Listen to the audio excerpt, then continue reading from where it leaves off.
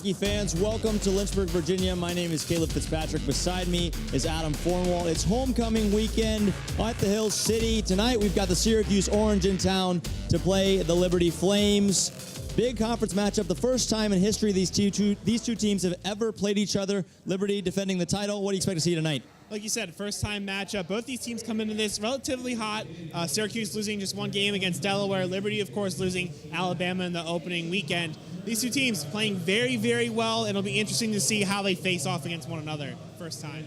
We'll talk about our Foster Fuels Who's Hot for Syracuse. Their MVP from a season ago, nursing a shoulder surgery. Coach says he's good to go. Peter Owen Herod. Yeah, he had a heck of a rookie season, the product of Virginia. Just playing really well so far. Like you said, slow start, but last year you saw the production. You saw what he can do when he's healthy. Expect a lot of him tonight if he is 100%. And for the hometown Liberty Flames, big, strong Alaskan native forward Sam Carlson. Yeah, the big rookie, big freshman. He's done really well, making his case potentially to be the rookie for this team of the year. Just a really good player, really solid in the open as well. A first period scorer, but a guy that'll give you a full 60 minutes.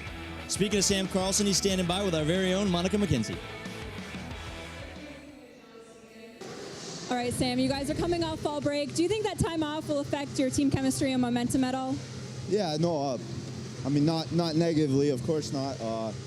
I think we all had a good time together, just got some good team bonding done, and we skated throughout our time off, and practice was great this week, moving the puck well and stuff, so I don't think so. And we're going to see a new line tonight. You're playing with Boshinsky and Gammer. What are some of the strengths you guys have? Yeah, that's right. So I think, Gammer and Bo, they've been moving the puck well all season so far. So they're obviously got a good chemistry going there. And I just hope to bring, a little more energy to the line and a little, work the puck down low with them. And hopefully good things will happen. But should be good. We're real close off the ice, so hopefully we'll be close on. And good luck. Thanks, Sam. I appreciate it, Monica. It's Friday night. We're about ready for hockey at the LaHaye Ice Center. Stay with us, folks. It's the Syracuse Orange and the Liberty Flames coming up next. If you're hungry and you got $5, you could make a random meal playing dollar menu bingo. And fish sandwich. Or you can get a real meal with the charbroiled double cheeseburger, spicy chicken sandwich, drink, fries, and look at this fresh baked cookie. Oh, word! The $5 All-Star Meals.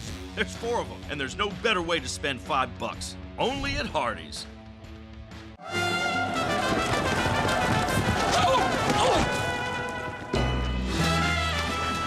The running of the Bull Dogs? Surprising. What's not surprising? How much money Aaliyah saved by switching to Geico.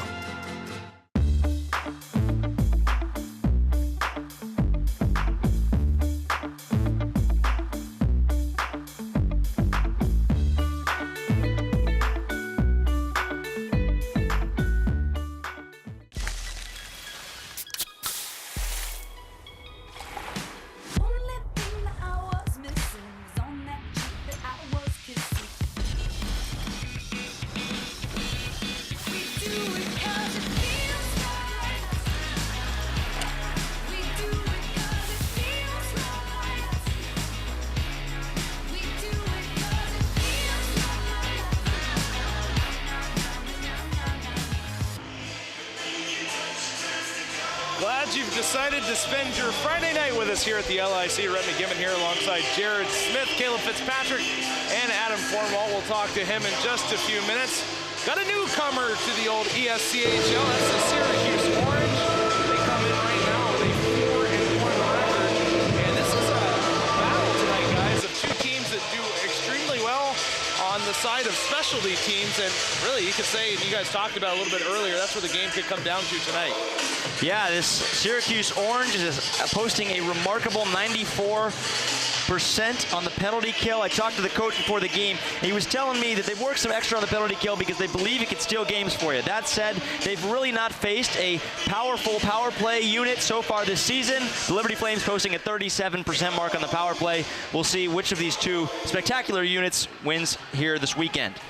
Opening face-off coming up here, Zachariah Roberts facing up against Lucas Prestamo. And it's going to be one back by the Orange. Quickly played off the near boards. That was Bressi. It comes in across the line. Prestamo towards the goal. Cole Burak making the first stop of the game. Spinning in the corner is Hayward. Comes out top of the circle. Hamilton near side. Hayes will send that one in. Roberts poking it forward. Roberts able to catch up to it. Zach Hayes along the wall out to Fricks. The Orange like to pressure the points quickly. Nice cover by Hamilton. He'll send it back in. Offside, however, no, not called. They say it stayed on. Majority of the Flames went for a change. Grant Garvin's stick getting caught up in the legs of Hayward. That could have been a penalty. Bad angle shot. Rebound comes out. And Michael Kuzo gets his first touch of the puck. Bad pass.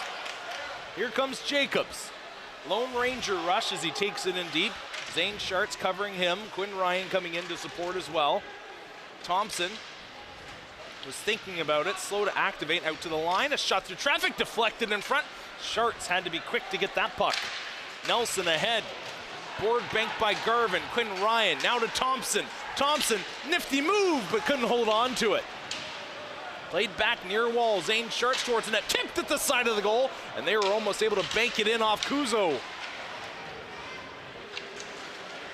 Flames buzzing right now. Puck now finally sent out into the neutral zone.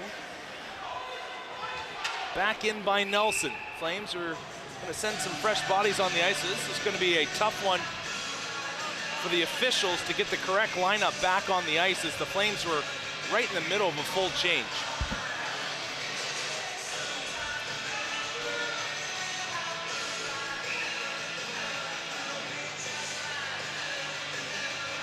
Face off to the right of Cole Burak. He has been scintillating so far this season. If you take a look at some of his numbers, a .67 goals against average. Puck in front and another stop by Burak.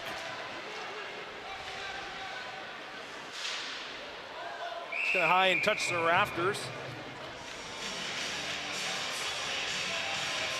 Face-off's going to remain in the Liberty zone. Talk a little bit about Cole Burak some more, a NCAA D3 transfer. First year with the Flames, currently sitting at 3-0, a .969 save percentage. He has been lights out. Syracuse able to win the face-off. It's sent deep. Crookshank now to Gammer. Oshinsky looking for it. As we mentioned, Carlson, a new addition to this line. He brings some beef. Played ahead quickly. D-to-D pass. Stretched out now by the Orange. They bring it in. Some nice work by Franzisi. Boshinsky trying to poke it through, unable to. Flames a little soft along the boards right now as Reynolds will take it back, and Syracuse goes for a wholesale change. Ahead to Carlson, takes the hit to make the play. Boshinsky able to get across the line, but sent right back out by Bressi. Gammer dropping it back. Reynolds looking for an outlet, sent ahead. Boshinsky will tip it in. Crookshank on his horse going after it. Trying to separate the man from the puck. It finds its way back to Bressi, and he'll send it forward quickly. Van Heck will get it in. He's got speed. Barima reverses it. Fricks takes the hit. Crookshank quickly ahead. Now Gammer. Dropping it off. Barima taking it down low, throws it out in front, and that one's going to dance across the goal mouth. A lot of speed, back and forth game so far. That's going to favor the Syracuse Orange in the long run. Liberty needs to find a way to get it in deep and grind it out. Blomberg able to get there, couldn't hold on to it, however, and now McNamara will bring it back the other way.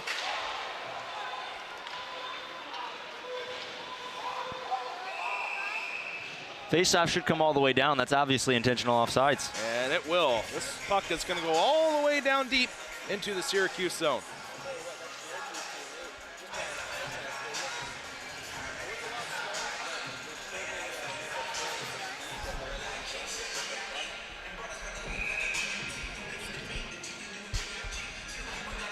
Yeah, they got some small bodies on this team, but they can fly. Bressi, 5'8", Rosen, 5'7", Van Ramsdonk, probably the best name in the league. He's 5'6" rather, so some small, speedy forwards. Puck goes far corner, getting to it. Corcoran sent ahead, backhand pass. finds itself in a maze of bodies, and trying to bring it through was Matthew Jacobs, but once again, offside the call. Yeah, why don't we send it on down to Monica and see what she's got. Thanks, Matt. All right. Well, as you guys have been talking about, brand new conference opponent Syracuse is in town. They were previously a part of the Northeast Collegiate Hockey League, where they finished at the top of the conference for the past 2 seasons. We're talking to their head coach. He explained he wanted to be playing in a conference that offered them a little bit more competition, and he also didn't want to be playing against schools that had NCAA D1 or D3 teams like Canisius and Niagara do. He just wanted to be playing against schools that had solely club sports teams, so he knew he'd be playing against the best hockey players each school had to offer, which is what he's been able to find in the ESCHL. Thank you, Monica. Yep, it's good to have Syracuse here. It's going to bring a nice little element of the North to here, and also New York University, which we'll see later on in the season. Pass out, Thompson a drive, big save by Kuzo, another shot towards the goal, and Kuzo up to the task. Shirts, cross ice feed, a beauty. Another drive by Thompson up and over the goal. Sharts able to keep it in. That goes off a stick. The bouncing puck has finally calmed down here at center. Owen Harrington, nice pass. The shot, Burak makes the save, and it's cleared away. Van Ramsdonk came in with some speed and was trying to go cross grain there on Cole Burak.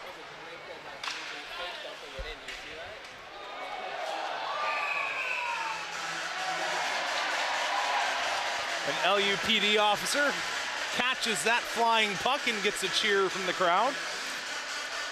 Before the game, I had an opportunity to talk to the head coach of the Syracuse Orange, Nick Pierangi. He was telling me about his motivation for why he expects excellence from his guys. In 1994, he was playing for Boston College in the national championship game. They lost 4-3 to Michigan. He said the rest of his entire life, the way he's around the rink, when he's coaching hockey or playing hockey, that game will be his motivation. He says that, that is the reason that he expects his guys to be the best, and he wants to win a national championship at this level because he came so close when he was a player. Gammer controlling it, out top, Crookshank a drive, and that one gets a piece of Kuzo and finds itself at the far boards. Reynolds, D to D. I think Carlson is going to be a very welcome addition to this line. Wyshynski and Gammer cannot worry about the physical aspect of the game as much, and let Carlson just create space, and their skill will start to shine. That's my prediction.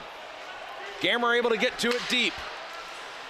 Spins away from his check. He's got it low, throwing it out in front. Thompson controlling it. Along the boards, he's covered. Now he goes back towards the net. Comes to Thompson. He can't get the backhand off. Yeah, 4 Navy sweaters all over him, and this will bring the first power play of the game for Liberty. We're going to get to see this PK face-off against this power play unit that we previewed in the Open. The matchup of the weekend for sure.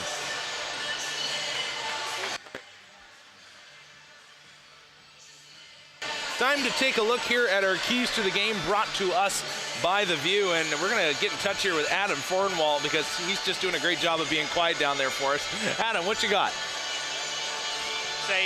Obviously, like Caleb said, the power play versus the penalty kill of Syracuse, that's definitely going to be one. And then you guys brought up the speed of Syracuse, and again, it's another matchup, the speed versus the size of Liberty. Is Liberty going to be able to muck it up in the middle, create those turnovers, and then maybe get some odd man rushes? Those are definitely going to be the keys of this weekend.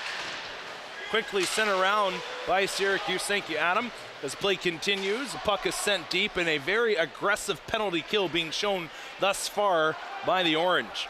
Not allowing the Liberty Flames to set up in the offensive zone at all. Corcoran will send that down the length of the ice, and that puck is rolling. Having to be careful is Burak, but he plays it ahead. Roberts dishing it back. Zane Sharts cuts in to the near boards. Nifty little pass. Carlson couldn't control it. Sharts able to keep it in play momentarily, and Van Ramsdonk will now send it down once again.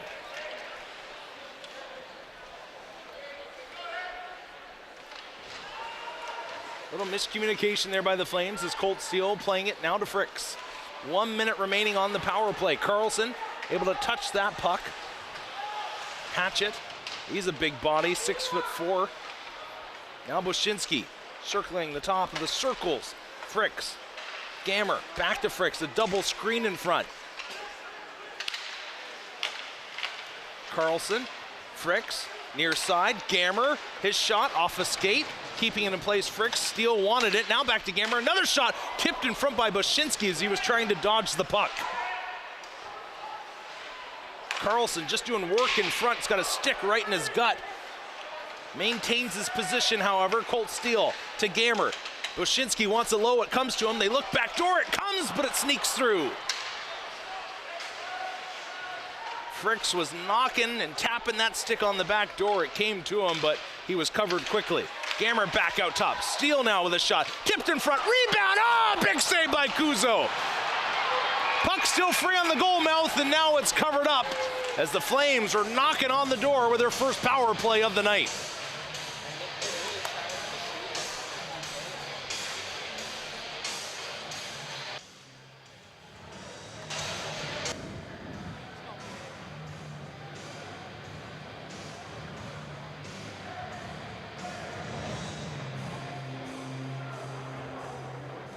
Number of big saves for Michael Kuzo early on. However, rebound control appears to be a little bit shaky. We'll see if he can get that under rein here tonight.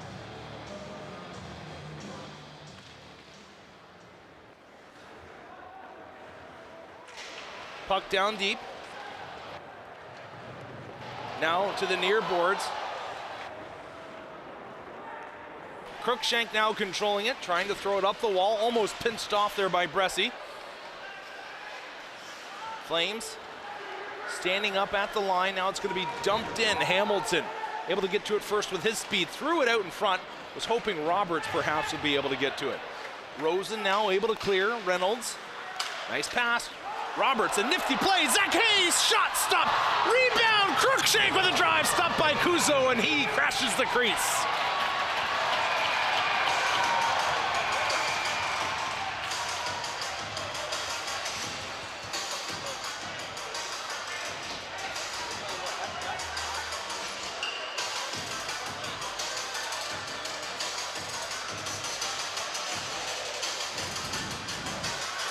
It's almost just like a feather tickling your face.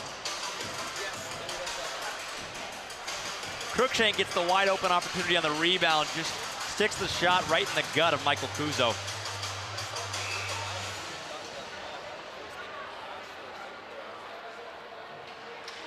Brema out to take the draw. It's quickly picked up by Cato, and that'll go far boards. Jacobs out to the line. 0-0 hockey game almost midway through the first. Hayward looking to cycle it deep out there with him. Jacobs getting to it. Prestamo there as well. Prestamo tripped up. Fricks able to gain possession. He'll send it cross ice. Colt Steele sends it in. Blomberg able to get to it. Throws it out in front. The goaltender Kuzo would come out of his net. Backhand tried towards the goal. Kuzo standing tall on the short side. Fricks laying the body. Flames keeping it in. It's stuck right near the blue line, and now it's going to be poked out. Hayward flips it. Brought down by Fricks. Prestamo and Jacobs looking for that puck, and Fricks somehow comes away with it. Lauber. We should have seen the suit coat he had on earlier today. Oh, it was like Joseph in his coat of many colors. Quick shot, pad save made. Rebound goes far side, out to the point. Another shot, dances around in the high slot, and that one goes up and over the goal. Van Heck on the doorstep was looking for that one. Van Heck again, another shot stopped by Burak. Syracuse getting their cycle game going. Goes to Lauber, sends it near boards. Thompson trying to stick check that one away, didn't work out. Puck comes in on Burak, and he will hold on for faceoff. A quick start to this hockey game, 0-0 the score. Play is even on both sides. Cole Burak and Kuzo have been absolutely dynamite in this one thus far. We'll be back for the second half of the first in just a sec.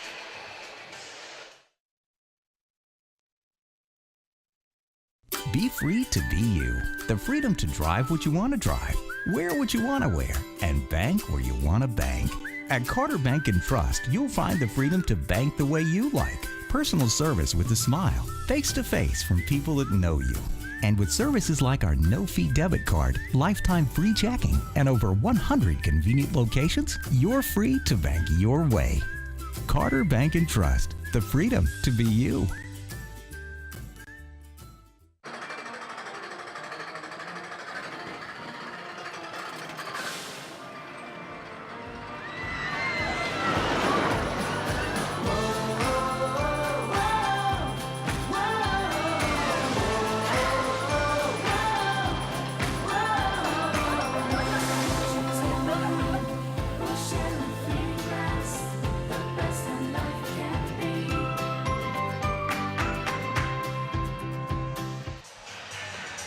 Face-off coming to the left of Cole Burak.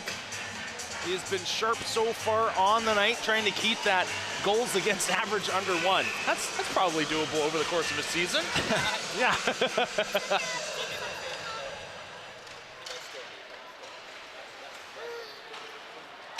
969 save percentage, as we mentioned earlier. You know, at the other end, Michael Kuzo is not too far away. Goals against average is higher at 1.94, but he has a 914 save percentage as well. Pardon me, 962, which is just, listen to these goals against averages. It's just insane. We got 969 and 962 save percentages, rather.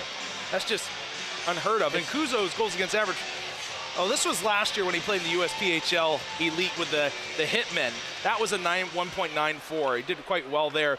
1.03 goals against average this season. It's very rarely that you'll see a goaltender matchup where the higher goals against average is 1.03. Yeah. Quick. Thompson able to knock that down with his stick, sent in deep by Bressie. Hayward able to get to it, throwing it out in front and paddling that one away was Burak. Oh, a dangerous pass by Zane Schartz, and Hayward, I'm sure his eyes opened wide on that play.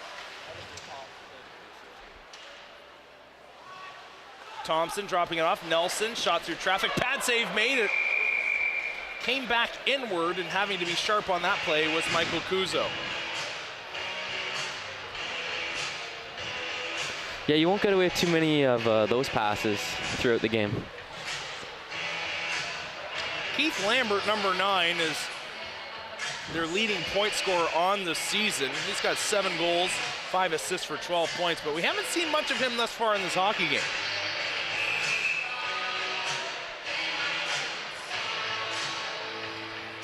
It's interesting here on the near circle. Carlson was just slowly working his way in, and typically you see the opposition just slide in with you, but Luke Cotto is like, no, we have to behave here, and he tried to hook him back as new style. Yeah, that was an interesting. Quick stop, pass, far side. Cotto couldn't keep it in. Here's Cole Gammer. He's got some speed. Gammer, shot, blocking arm save made. Rebound comes out, and it's going to be stopped back behind the net where Boshinski will start to dig for it. Comes free, Cotto off the glass, kept in by Crookshank. Flames keeping it in. Carlson hacked at it for a moment. Now it comes across the Flames blue line. A light tap by Gammer will break up the play, and now Carlson sends it far side. Reynolds driving it wide. Bad angle shot, still free. Carlson scores.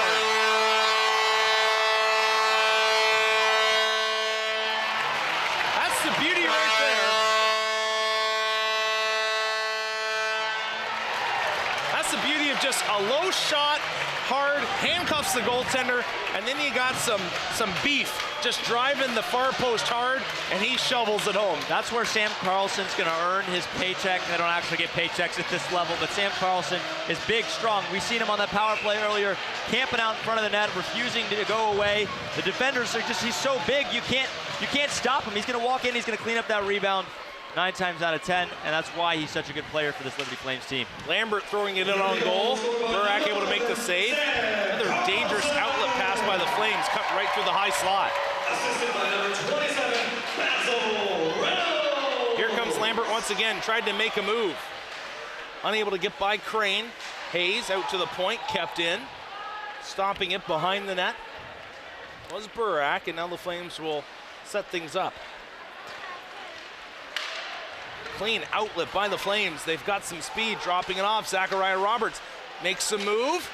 Unable to get it around Hatchet, however, and he drops the bomb on him in the corner. Played back deep. Hatchet's lost his stick. Now he goes back for it. Pinching in was Sharts. Kept it in play momentarily, and that one comes out. And ooh, that young lady is awfully lucky. She was not looking, and it was labeled for her head. And fortunately for her, a gentleman in front of her able to get to it in time.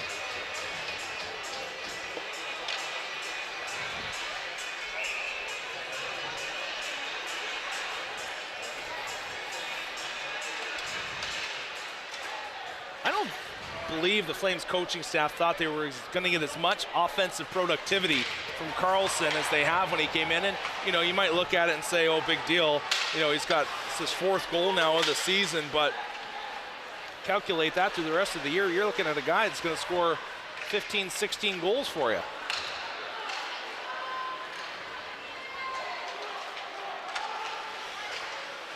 Puck will go deep. Colt Steele out to the line. Sharts can't handle it. Banked off the boards. Colt Steele overskates it. Barima does as well. Bressy able to bring it in. Throws on the brakes. Finds his man in the high slot. Cleared away by the Flames. Early on, it seemed as if Syracuse was happy just getting the puck on net. Now they're trying to set up the perfect play a little bit when perhaps they should just go back to that crash and bang style they had going earlier on. Quinn Ryan with a soft touch, gets around one. Now he's trying to work Bressy away from the puck. Shovel back out to the point. Crookshank, D to D. Reynolds, his shot, tipped in front. Ryan able to get to it. Once again to Crookshank. Reynolds wide open, far point. Now the puck comes to him. He'll send it deep. Grant Garvin. A quick cutaway, tried to work it out front. Now it comes into the slot. Puck is bouncing an awful lot here on the Flames during this offensive possession. Ryan takes a hit. Crookshank waits out the forechecker. Cross-ice pass was broken up. Quinn Ryan with it once again.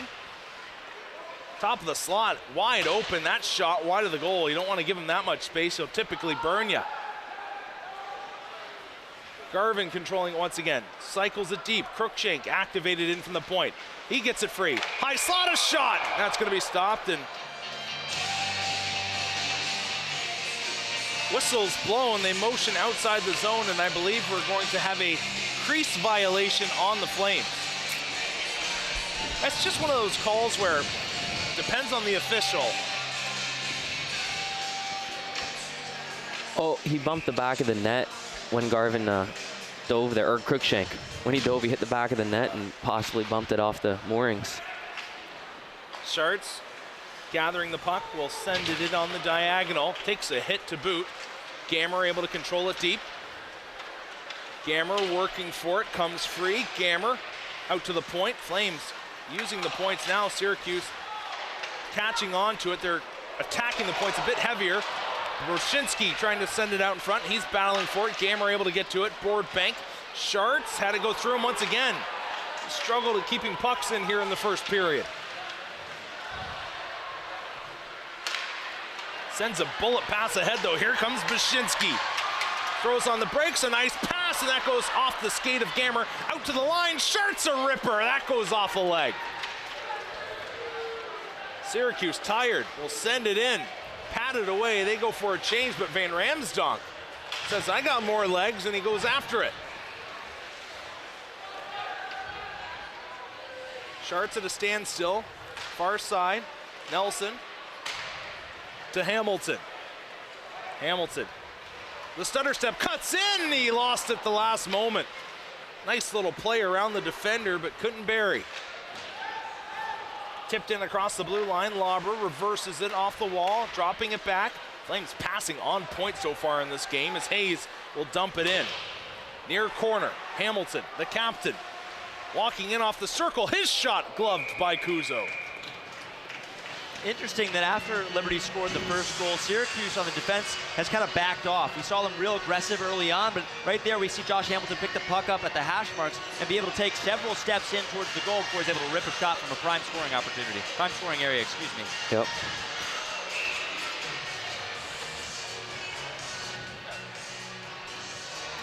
Hey, make sure you stay with us during the intermission. We've got a cool story for you about a former Flame named Jaime Azuaje, and he did 30 Ironman runs in 30 days.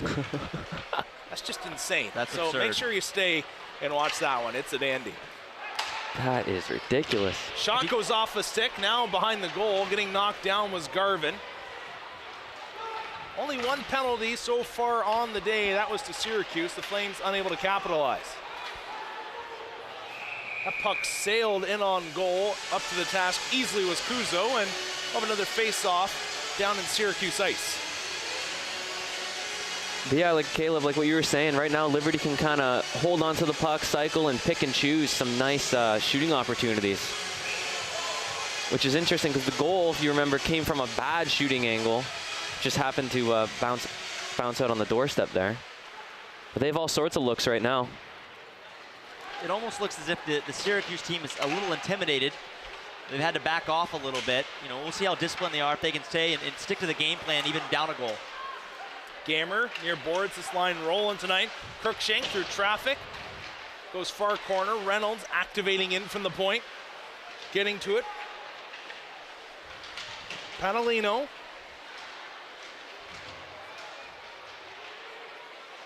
Reynolds working into the high slot. The backhander. Carlson again. His shot snuck behind the goaltender and cleared away.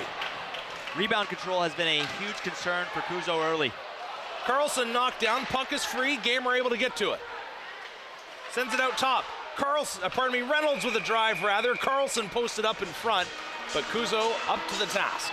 Yeah, Syracuse came out the gate skating, and it's almost like they're like, oh, we got to play defense real quick, and they're not working like they used to.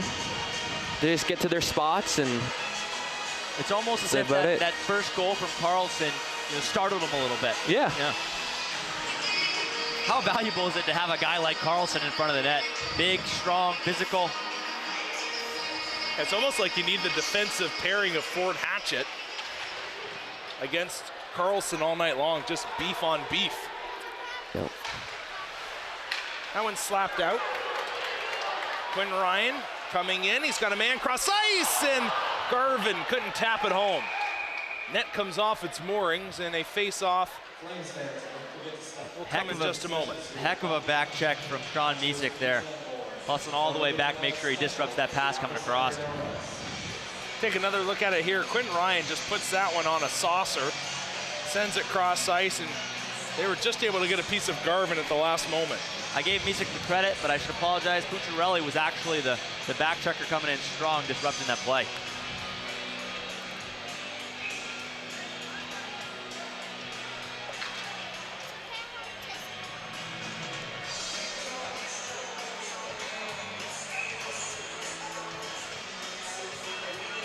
Face-off coming here to the left of the goaltender, Kuzo.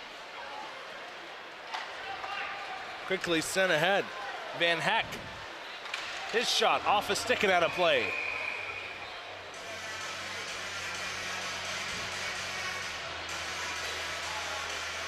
Early on, we saw Syracuse get their cycle game going a little bit. They sustained some offensive zone pressure, but lately, last 5-6 minutes, it's been a bit more of a pop gun style of offense. Yeah, what's kind of happening is they can skate fast, but Liberty can move the puck faster right now, so that's what's breaking down all their pressure that they had. Puck is sent out quickly. Franzisi to his defenseman. Cotto pushing it ahead. Colt Steele trying to get it out.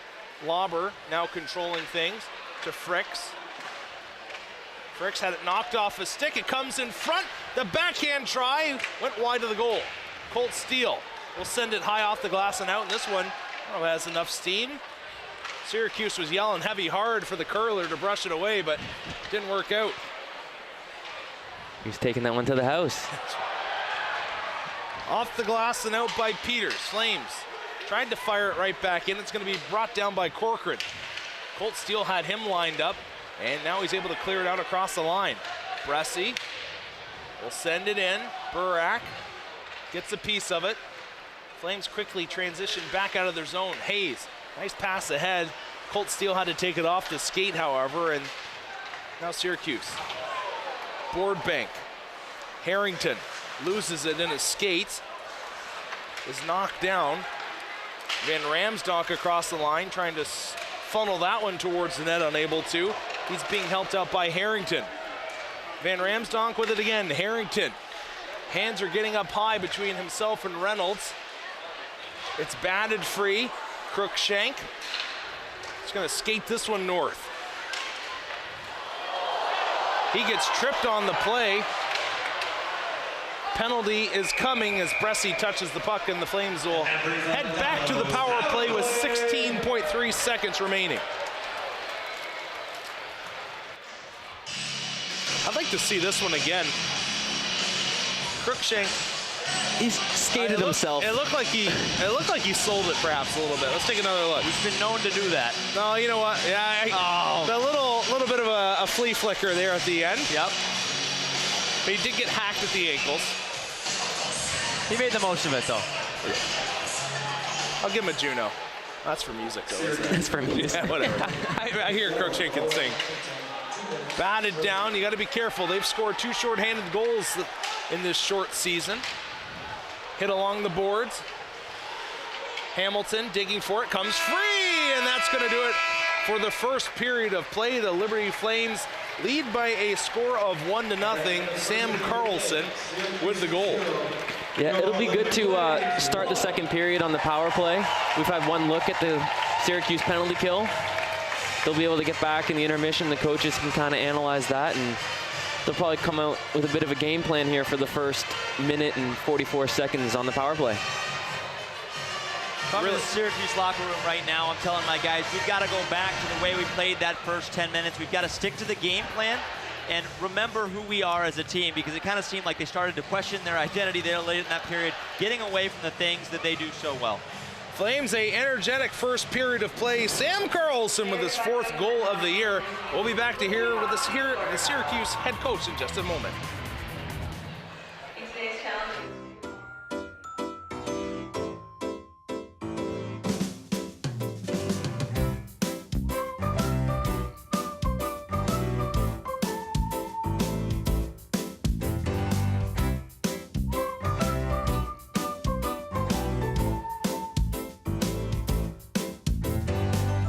Some things become traditions. Thank you for making yours Foster Fuels.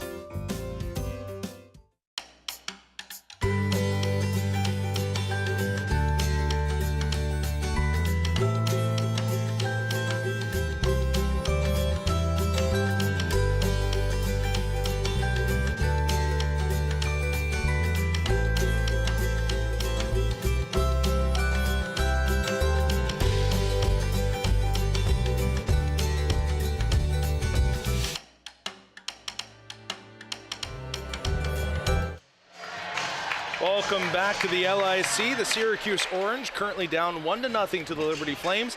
Monica McKenzie standing by with Coach Pierandri. Thanks, Red. All right, Coach, you've been able to outscore opponents 29-10 so far this season. Are you surprised at all that you haven't been able to generate as much offense as you normally expect in the first period? No, I expected us to be a little bit out of sorts with the environment. This is the first time we've played in this type of environment, so we can clean up a few things on the ice, and I think we'll show a stronger push on offense for sure. And talk about the effectiveness of your penalty kill, already shutting down Liberty in the first period, but you've only allowed 1 shorthanded goal in the entire season, so just talk about what makes it so effective. You know, it's still early in the season, but we have specific assignments. We work on it a lot in practice, and we talk about being intelligent in our penalty kill, and we throw different formations at our opponent. Thanks, Coach. Yep. Thank you. Stay tuned. Coming up, we have more intermission coverage for you to enjoy.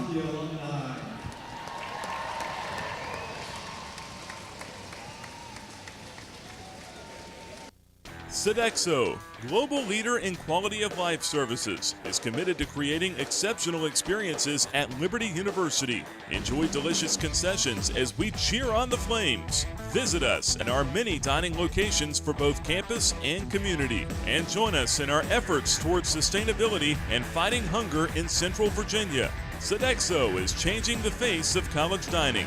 For more information, visit libertydining.com. Billy Kraft Honda wants you to know sensing. These new driver assistive technologies can help you sense things you might miss while driving. In some cases, they can even help you avoid a collision or mitigate its severity. Lane departure warning, lane keeping assist, adaptive cruise control, and forward collision warning. Billy Kraft Honda wants you and your family to be happy, safe, and comfortable. Billy Kraft. Your one-stop Honda shop. Glad you're still with us here in Lynchburg, Virginia. Jared, I know you're a pretty active guy. You like to bike and whatnot and go Yeah. for runs, but have you ever thought about running 30 races in 30 days? No. In fact, yeah, running races, like my wife has friends and they do like the marathons and they're like, I'm running 10 miles this weekend. Yeah. And it's like, That's just not for you. No. Well, Jaime Asuaje, a former Flame, 30 Ironmans in 30 days. This is brought to us by Game On. It's an absolute dandy. Have a look.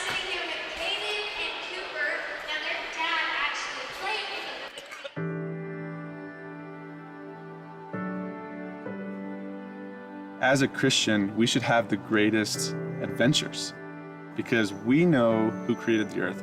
We know who created pleasure, and we know who created these things that make us feel really good. The more things we do, the more people we get to talk to, the more lives we get to invest in, and the more people we get to tell about where adventure comes from.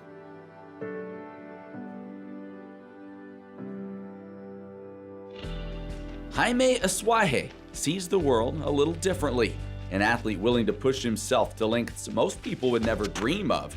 His initial inspiration for competing wasn't what you might expect. I really like Mexican food a lot, so I knew that if I didn't get into something, organized sport or something, that I was going to get big. I was going to get very large. So I started running these short sprint triathlons, and I really fell in love with the community of it, of the community of the endurance sport. So there's like 5–10% of the people are actually racing, trying to kill each other, but the other 90% are just like, hey man, great job.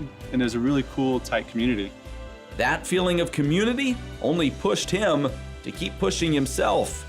From there, like, you start seeing, sprint triathlon goes to Olympic triathlon, which goes to a half Ironman, which goes to an Ironman, which I thought was the biggest. And it wasn't until I went to Liberty that I did my first Iron. The longer the races got, the tighter the community got. I just really liked that. It wasn't just about beating the guy next to you, it was really just about finishing, and just finishing was the prize. While at Liberty, a chance meeting with professor and ultra running legend David Horton would open his eyes to an entirely new level of competition. I thought a marathon was the thing, and then I found out that there was a 50K, and then there's a 50-miler, and then there's 100-milers. And so it just kept getting deeper and deeper, and running, I just kept running more and more, just because the community was better and better. That community would improve drastically after Jaime was able to convince Liberty soccer player Heather Bowling to enter a race with him. So I ended up talking her into running one of Dr. Horton's races, a 50K. I signed up on Thursday, the race was Saturday. Even now, I'm like, I don't think I would ever do that again. The first lap, we were just talking and just got to know that she was very interested in missions, and I was interested in missions, and that she had that calling on her life as well. And so somewhere in that lap, I was like, dang, I gotta date this girl, because she is really awesome. The Lord knew that I needed to run this race because it would change my life and move it in a completely different direction. It's really cool to be able to look back at it now and be so confident that the Lord had a purpose. Part of that purpose involved getting married, as the couple would in 2012. And it would be shortly after that Jaime would first hear of the race to end all races, the Triple Deca, 30 Ironman marathons in 30 days, something that had never before been accomplished. But I just couldn't get it out of my head. I was like, man, Triple Deca, that's crazy. That's gonna be insane. 30 Ironmans, 30 days. All right, let's try to do this. The race would take place in Italy, with 31 people attempting to complete the month-long trek that totaled roughly 70 miles swimming, 3,300 biking, and 786 running. That's like traveling the distance from Rome to New York. I knew he was one of the most mentally tough people I've ever met, and I don't think there was ever a moment that I thought that he wouldn't have accomplished it. Although Jaime can't say the same. I called Heather after the first day, and I said, Heather, I can't do this. I'm not gonna finish this. It's way too hard. In the first 4 or 5 days, it was total breakdown of the body, as you can imagine. Going 15, 16 hours every day, it's not a lot of time to recover. So body was just destroyed. But he would press on, encouraged by the fact that Heather would join him mid-race and encouraged by his faith in God. I got to spend a lot of time with just my thoughts with the Lord on that. I don't usually run with iPods or anything, and so I just had a lot of time, a lot of thoughts to myself, a lot of time with God, just talking and praying and just asking Him to help me through this. Of the 31 people who entered the race, Jaime would be one of only 8 to complete it, the first 8 to ever finish a triple deca. These days, Jaime and Heather live in Colorado Springs and still participate in ultra running events, but their true passion is spreading the gospel. Currently, Jaime is a youth pastor, while the couple prepares for another adventure, heading to Peru as missionaries in 2018. I was just talking to Heather the other day about it. It's kind of weird that we just know how to drive in our area. It's like, we're about to go to a place where I'm not going to have a clue how to even get to the grocery store or having get to where to get gasoline. But to me, that's really exciting. I really enjoy that, to find those steps, because I know God's got some interesting plan, whatever it is. I get really excited for that. I feel like He has totally prepared us for this next adventure. It is really exciting, and I feel so prepared to go and feel like the Lord is definitely pushing us in that direction. And for a couple that knows about adventures, this promises to be the best one yet. I know that God has made us and has helped us through certain things, and that has gotten us through certain things. And I know if I rely on that strength that He provides, that I know that we're gonna get through those hurdles. We're gonna go to this new place, we're gonna have to learn some language, we're gonna have to learn how to get around, but it's exciting because I know God's gonna bring us through it.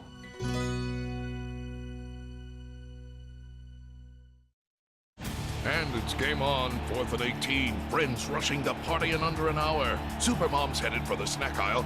Ooh, this one's a scramble. It's all come down to this. Look at that air. She's got it. And there's that signature double pour. Crisp chips, crunchy pretzels. This crowd's gone crazy. We did it, honey. Best party ever. Yeah, we did it. Let's go for the glory.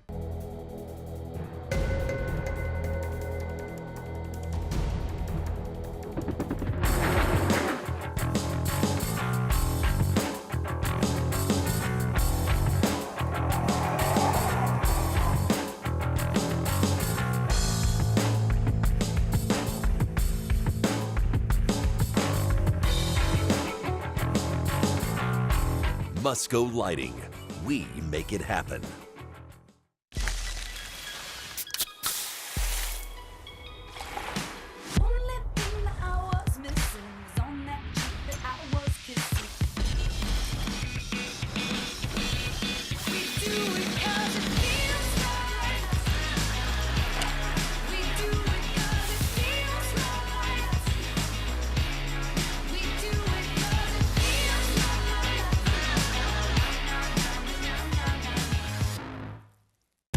What's the Big South?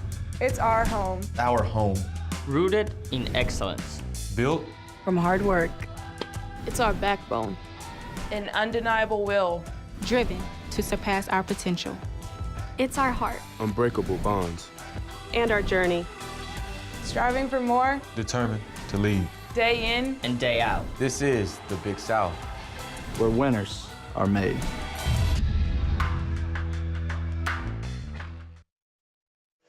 Welcome back to Lynchburg, Virginia. It is homecoming weekend, and making the former Flames stand on their feet was Sam Carlson, and we've been singing his praises a lot so far in this game. And let's take a look at that goal he scored.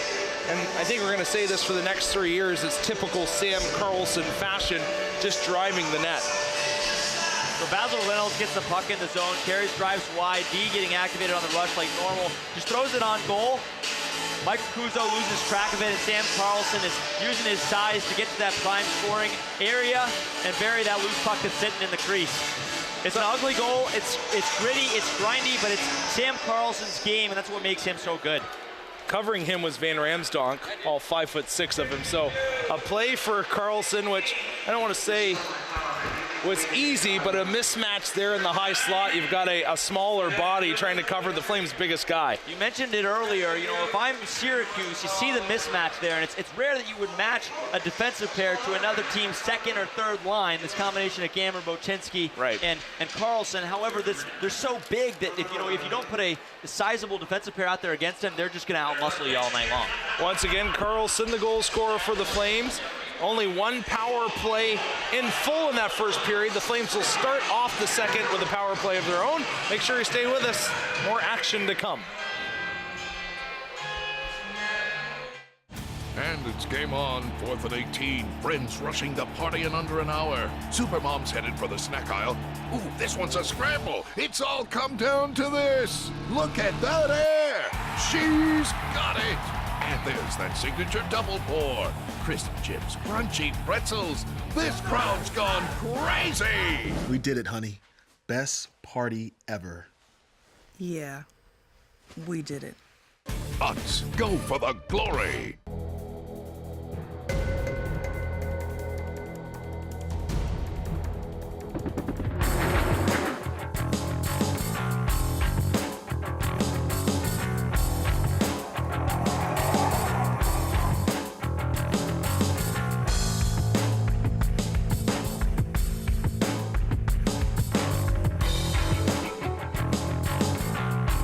Musco Lighting. We make it happen. Syracuse Orange coming back out onto the ice, and you know, their coach said some interesting things. They have not played in an environment quite like this. It does take some time to get accustomed to. We see this week in and week out, but for a visiting team, you come in, it's a pretty raucous environment. How do you feel that they will adjust here in the second period? You know, I think there was kind of there's a learning curve, obviously, and I think they experienced that after the goal was scored. We saw, you know, them kind of get away from their game plan, you know, kind of shrink back. The confidence, the intensity definitely took a dip. You know, if Syracuse wants to, you know, compete with Liberty in the next 40 minutes, they're going to have to get back to doing what they were doing early on. They really were disrupting the flow for these Liberty Flames. Liberty wasn't controlling the puck. They weren't able to get it in down deep. It was a speed match back and forth, which is really the style of game that Syracuse is going to want to play. I think you're right. You know, they were laying the body early on. I think they're going to have to get back to that as well. You don't have to. A lot of people believe falsely that you have to, like, wreck a guy when you make a hit, and that's not the case. You just got to get enough of him to disrupt his flow, separate the man from the puck, and then you can get to work and start your cycle game. And some people believe as well that you have to have a huge, just slow team that of lumberjacks to play a cycle style. And honestly, you got a quick, speedy group. You can cycle down low and find gaps. You're in good shape. And this is what Syracuse could build towards here in the second period. But they're going to have to kill off a minute 44 of a penalty being served by Owen Harrington before they can get the 5-on-5 action underway.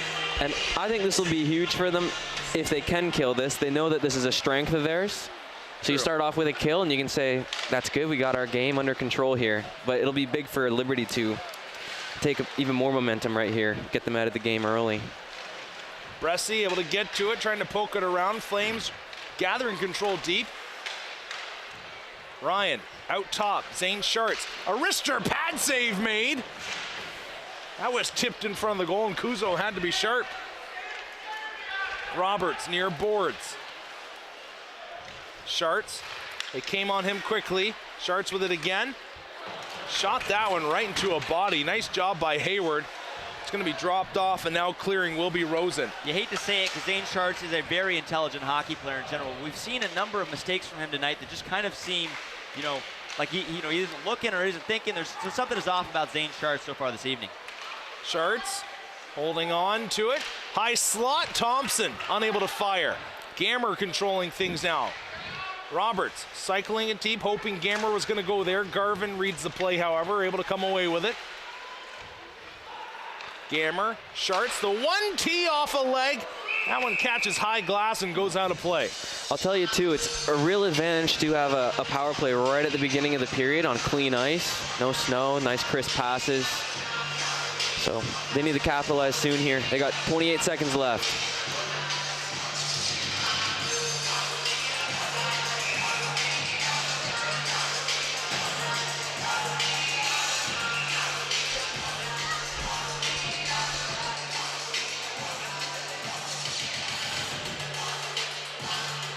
Yeah, special teams battle will be huge in this game.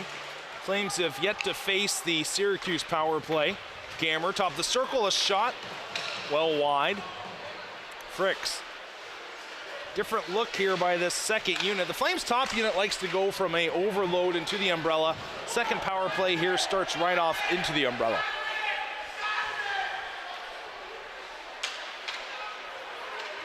Gammer with speed, driving wide, gets around Van Ransdonk. Gammer plays it back up the boards. Penalty has been successfully killed off by Syracuse. Harrington back on the ice for them. Lauber, a little chip shot behind the net. Out to the line. Fricks, a drive, scores! Tipped in front. The Bow Show.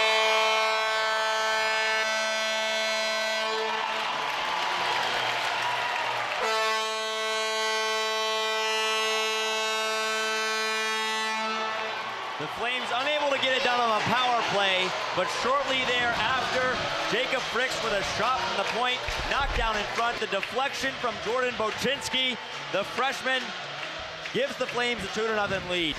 No pressure on the points at all. You saw Gammer looks at the point, thinks about it, should I pass it? And then, you know, yeah, I think I will, and he does, and shot from the point, easy. So they have, Syracuse is not concerned with covering the points right now at all, and it burned them. And the defensive zone, or an offensive zone, Liberty has all day. Early on, Syracuse was real aggressive all over them, not so much as of right now. Brought out in front, goes far corner. Flames coming close once again. Shot through traffic, and that's going to be gloved by Kuzo.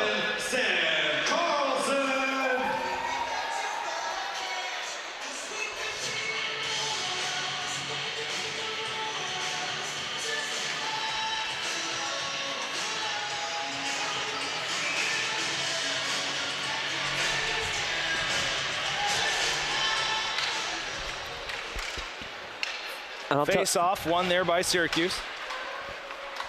I was gonna say too, that's a perfect place to tip from, like 10 feet out like that.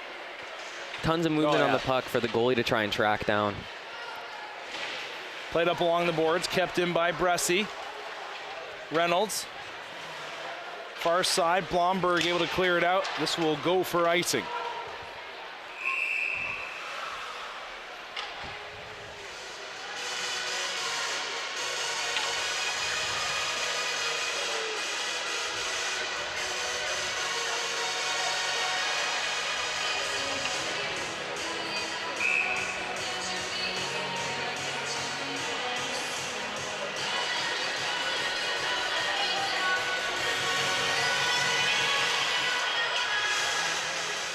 Fired around the boards. Colt Steele couldn't get to it. Kept in by Hatchet. Tipped in front. Burak a save. Another big save by Burak.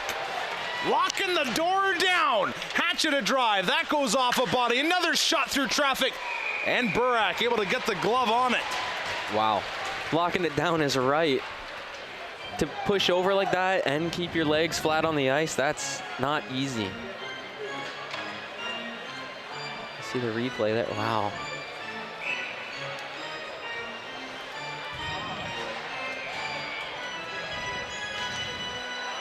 Out to the line. Cotto a shot. That goes wide of the goal.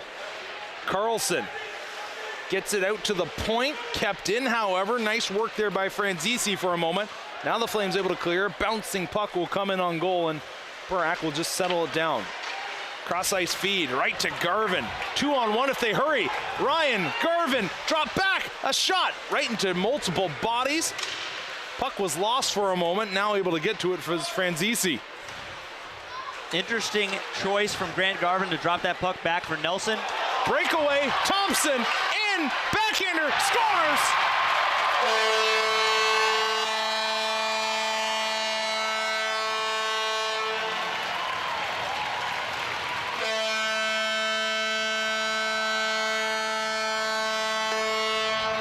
Oh my goodness, what a pass. Hits Thompson on the tape. From the own defensive zone, Thompson goes in all alone. Nifty little move. Kuzo's got nothing for him. 5-hole. Oh, beautiful. 3-0 Flames. I would say he's probably the only one in the rink who knew he was going 5-hole. He had me at that fake shot there. Brock Thompson putting on a show, demonstrating the skill set that he's got. Tremendous. That's Brock's 8th goal of the year. He currently leads the Flames in that category.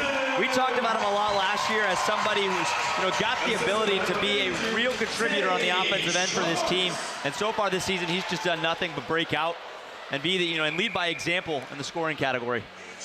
Fricks testing the goaltender with a long drive. Kuzo able to hold on to that one easily.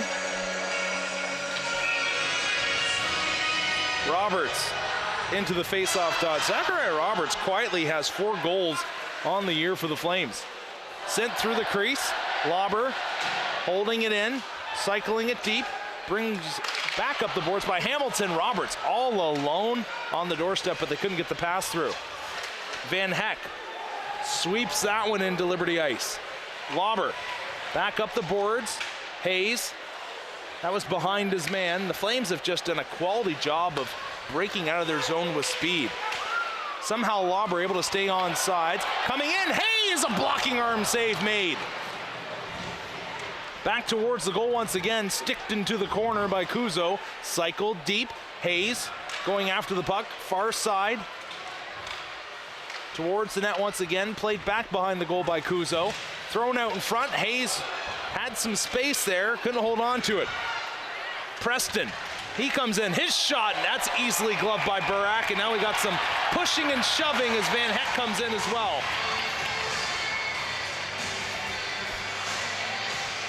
I mean, I'd say skating is their strong suit for Syracuse here, but they seem to be skating themselves right out of positioning in the defensive zone, leaving some opportunities wide open for the Flames. It just feels disorganized. Early on, there was such order to this, to the entire game up and down the ice, and right now it just looks like they're gasping for breath.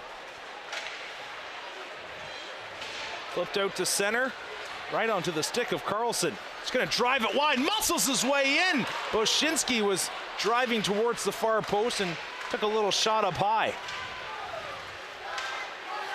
Van Ramsdonk taking off his stick. Here comes Boshinski. This line has just been flying tonight. Boshinski takes a stick into the face, waving at the ref for a call. It didn't come. Bressie back into the corner. Carlson deep. The cycle game starts. Boshinski has a wide open point, still holding on to it. Now he feeds it. Reynolds, Boshinski. Back to Reynolds. That shot wide of the goal on the short side.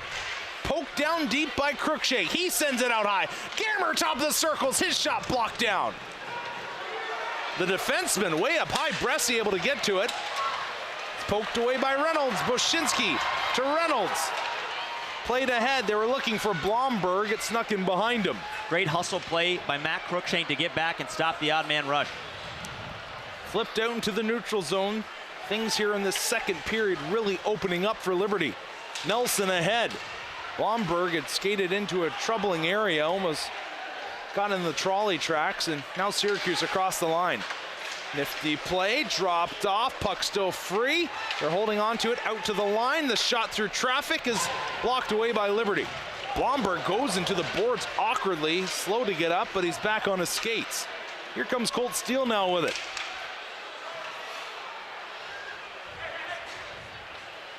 Flames controlling things in their own zone. Schartz ahead, Blomberg. His 4th unit for Liberty, holding on to the puck perhaps just a little bit too long in the neutral zone instead of getting it deep, which the top 3 lines have done so far in this game and have had a tremendous amount of success. Cotto plays it out, trying to make a move around the defenseman. Was Van Ramsdonk. Now it's quickly played ahead. Garvin, the little tip. He was looking for Ryan. Misek able to get to it. Kept in. Zane Schartz trying to cut in on goal, was tripped up. Thompson, Nelson, that shot tipped in front. Garvin right on the doorstep. No puck was there though. Kuzo, a nice job of covering that rebound. Significant redirection there in front. I don't think Kuzo saw it before it just hit him in the pads. I'll tell you what though, that puck high slot, all 5 Syracuse guys were trying to get to it, but they didn't get to it first. And then you're really in trouble if all 5 of you are going for it and neither of you get it. They're kind of just chasing, all 5 of them are just chasing the puck right now. I don't know what else to, I call it Timbit hockey. but I don't know, that's a Canadian term. For those of you who don't know, Timbits are like donut holes sold at Tim Hortons in Canada. Actually, donut holes are like Timbits, if you want to be correct. But nonetheless, puck goes forward. Shot through traffic, and that one goes just wide. Garvin cycling it deep. Thompson. Now to Ryan. This top line for Liberty has just been unstoppable so far this season. Coming into this game, Garvin 7-10 for 17 points. Quinn Ryan, absolutely fantastic as well, 13 points. And then Brock Thompson now has 14 points. So calculate that up if you're good at math, and that's a lot of points. No, they've done extremely well. It's right about 40 on the year for this line. And that's through currently 6 games, or you could say 6.5 right now.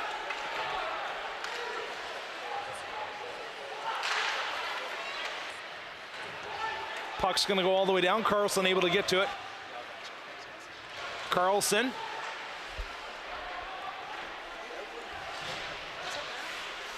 Out to the point. Reynolds had to go by him. It snuck through. Cruikshank. Far corner. Reynolds able to get to it. Sends it back around. Gammer. Good head fake there by Corcoran. He takes a big hit from Gammer.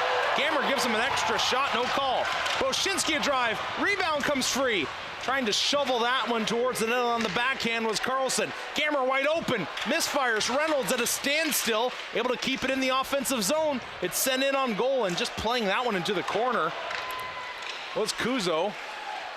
He's a goaltender that doesn't like to freeze the puck. There's been multiple times in this game where I thought perhaps he could just slow down the pace and hold on to it and help out his defense, but he keeps playing it.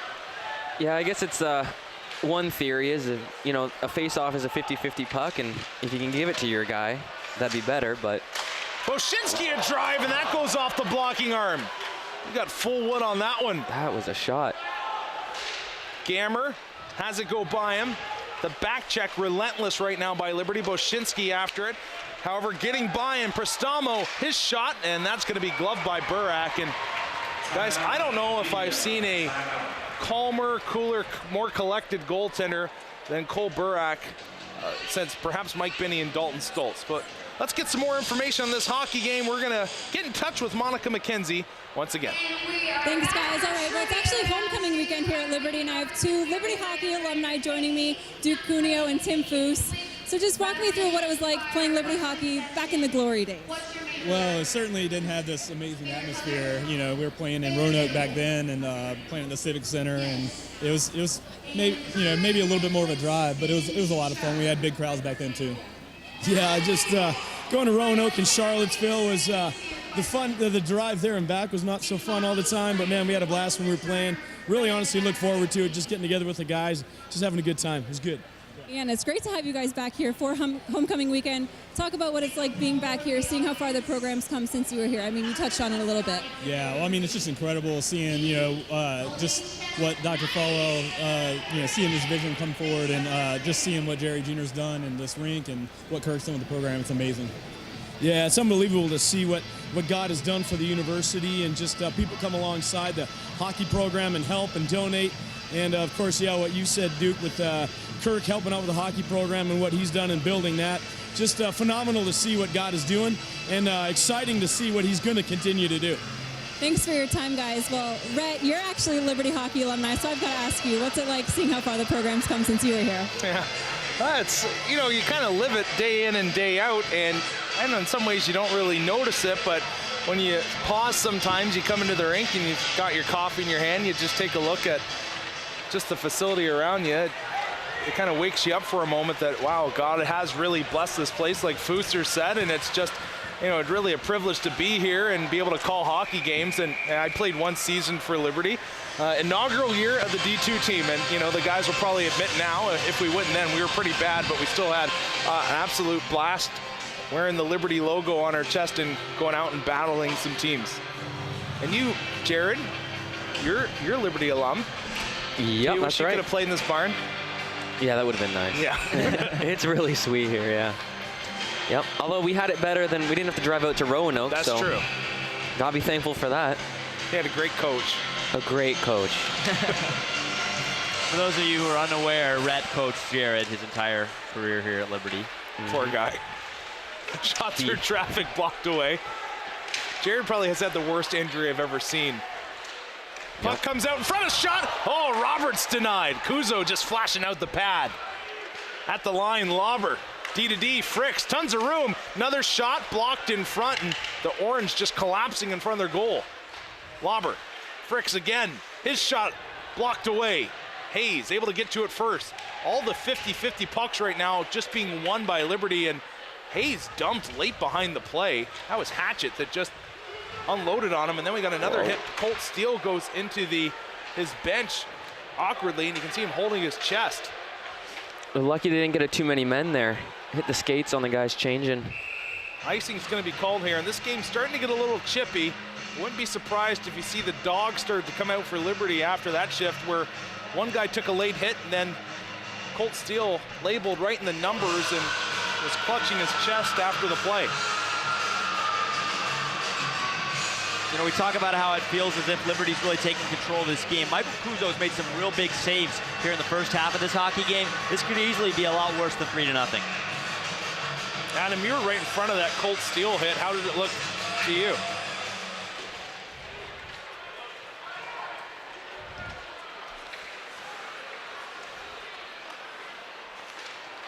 And you've got to start getting some offensive pressure going here, because Liberty right now is having their way. It was target practice for a little while there. You'll see a little bit of pressure, hopefully, from Syracuse's perspective. But yeah, that was a tough hit, and Syracuse is going to have to play a little bit more physical. Colt Steele's tripped up. The Flames headed to their third power play of the night.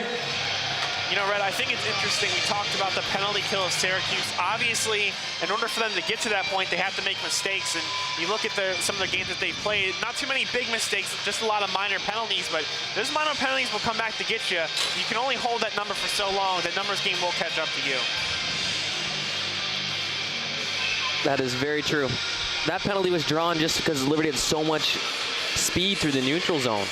Syracuse had no choice but to cause a tripping minor there for 2 minutes. Ryan, top of the circle, playing it deep. They were looking back door. Thompson, that was a hot shot in the high slot. Sharts near his side. Ryan open, far boards. He likes to orchestrate things from the far side of the ice. Sent deep once again, Thompson. Cutting low, Ryan to Garvin, trying to walk it out in front. Puck is free, and now getting the oven mitt on top is Kuzo.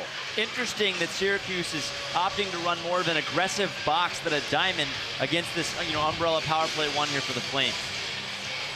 Basically, when your front forwards, if the power play is going to set up with 3 guys up top, as the Flames do, you're going to want one forward out there forechecking whoever's got the puck if you're on defense. Syracuse really hasn't set that up so far. They've kind of resorted to playing the 4 corners of the scoring area of the slot, and it's given Liberty some open looks on the point. Roberts, Sharts, Ryan. Sharts in the middle, is shot. Roberts, rather, unable to get on the doorstep. That was Thompson with a quick drive on goal. He was fed by Sharts. One aspect, I think the reason they're going with the box is they're respecting the play of Grant Garvin, the fact that if you get it to him deep, he's going to cut in quickly.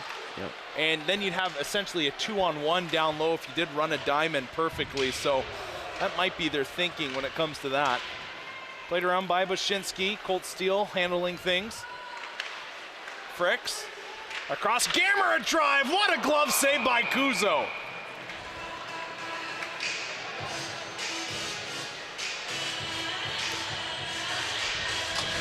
Gamera hammered that one, and Kuzo coming from his left to his right, able to reach out with a glove and at least get a piece of it, and then hold on for the rebound. You guys were kind of speaking to the shape of the Syracuse penalty kill. I can hear the coaches yelling, middle, block that middle from the first penalty kill, and they, like you said, have been sinking into that area and trying to stove off the Liberty attack. Coming in, Burak able to make a stop, and a penalty coming here to Liberty. That was Connor Preston with some speed, and he was tripped up on the play. He almost chipped it up high there. You could see him driving in. He just opened up the blade of his stick and just tried to wedge the puck up to the top half of the net.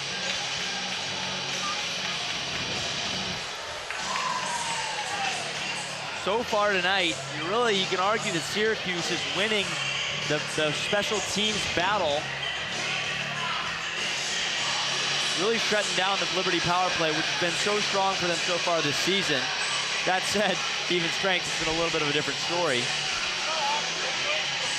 Well, in 35 seconds, I think this is going to be their first power play coming up, right? Yeah, absolutely. So we'll get a look at it shortly.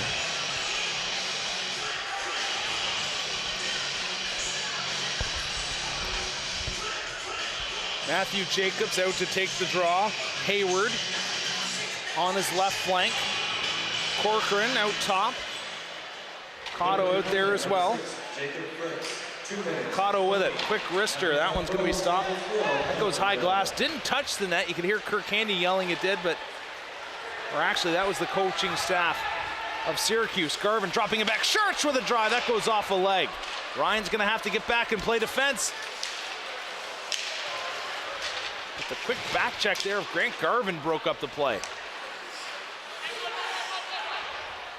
Feathered deep, 4 seconds now, and the power play of Syracuse is going to commence. Dangerous pass, it was soft. Flames unable to get it out. Wow. Oh no. They're gonna call that penalty on Matthew Jacobs. It's gonna be a slashing call. That is horrible. So no power play for them in the end. Yeah, just 4 seconds or whatever it was.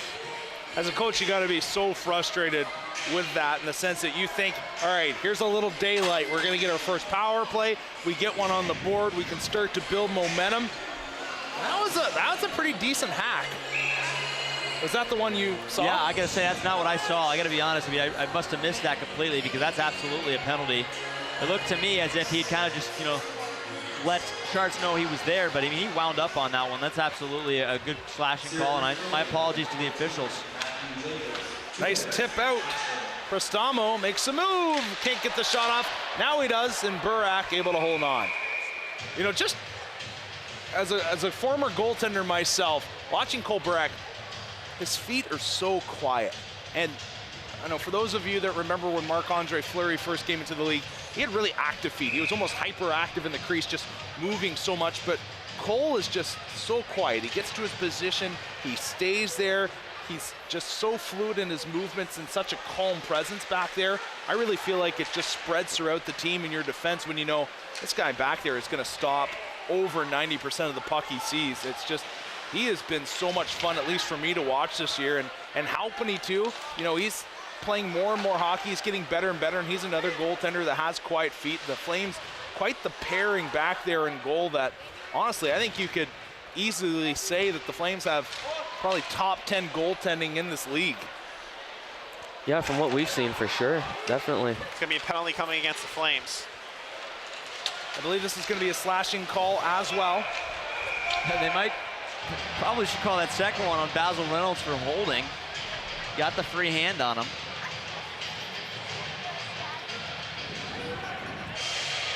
But it is a nice feeling as a player having a goalie like that. That's nice and calm, and I like the way he plays the puck too. Really helps out his defense there. And you see quite the pile up there behind the goal, and going off will be Boshinski. Hooking will be the call.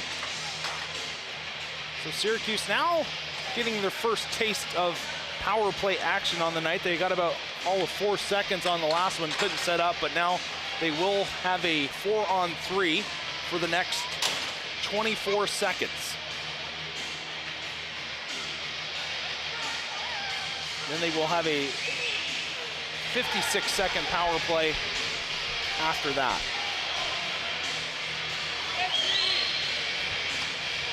Kirk Handy is motioning to Jacob Fricks that he wants him to go down deep in the zone once his penalty expires. 2 forwards out on the ice right now for Liberty. Carlson working his man in front. Cotto looking for a shooting lane. Tried to send it side of the goal. Hayward leaving it. Tries to cut back in front, unable to. Franzisi. Cotto, Franzisi looking in front. Hayward was there. Cross ice feed, a shot. Burak able to make the stop. Wow. Hayward was in late. If I were the Liberty defense, I would not be happy at all. That late charge, the whistle was blown well before he was poking at Cole Burak. Yeah, that could easily be a penalty, which is just not a smart play. You need to get your power play going. Give them a chance. Look at that, right in the chest. So square to the puck. Did he get shoved in? We'll see here. He comes. No. Oh, actually, Well, yeah. He did, but you know what? He was setting himself already up. going, yeah. Yeah. You know, I'll give Hayward that. That's a smart play by him. That's the accidental. I tripped over your goalie's head on purpose, accidental type deal. More like, please knock me down on top. Yeah. Jared Smith quite accustomed to that play back in the day. Here's Zane Schertz coming across the red line with speed. Now cutting in on goal. Tried to throw it out in front. Garvin down on one knee was looking for it. Syracuse, if they hurry, will have a 3-on-2, but getting back in time was Quinn Ryan. That was an odd man rush setting up for Syracuse, and they chose to decline the offer and set up the power play. We're actually 4-on-4 action. 2 seconds away. Now they have a 56-second power play. Ryan trying to track down the puck. Comes out in front, a big save. Oh, and an extra hack, and there, Quinn Ryan going after and protecting Grant Garvin. Garvin now getting into the action. The goaltender comes out. I always looked down. I was curious to see what was going on down there with Burak when you saw Kuzo come out, but he's just biding his time down here at the other end. The knee came in very late on Grant Garvin. Yeah, and a couple cross checks too. That's the thing. See the replay here. What a play too. That's a big stop by Kuzo. He gets buried from behind and takes another shot. Here's the thing. You see the linesman, he doesn't put his arm up. So Liberty sees no penalty. So if the linesman's not going to call a penalty, then they're going to take retribution into their own hands. So that's what Ryan did. So Hayward's going to be going off. Hamilton out there to talk. Ryan in the box as Ryan, well. Yeah, Ryan in the box as well. I'm sure we'll probably end up with coincidental minors here. That's something, I mean, it shouldn't be that way. You see Garvin get cross-checked in the back. Ryan, like, you look at the ref, you see he's not calling a penalty, so you say, well, if you're not gonna do anything about it, I'll do something about it. Yeah, I don't mind that. That's the ref not making a call. Nonetheless, you still have to give him a penalty for it. Who, Ryan? Yeah. Yeah. He gets, for sure he gets the penalty, but I mean that's, you have to. That, you have to. Is dirty, and you got to stand up for Garvin, especially if the ref's not going to call anything. Yeah, absolutely. Kirk Handy wants to talk to the head official, Huntington. Now Huntington coming over. There's a 5-minute major on the board that says, I think it says to Quinn Ryan, a 5-minute major.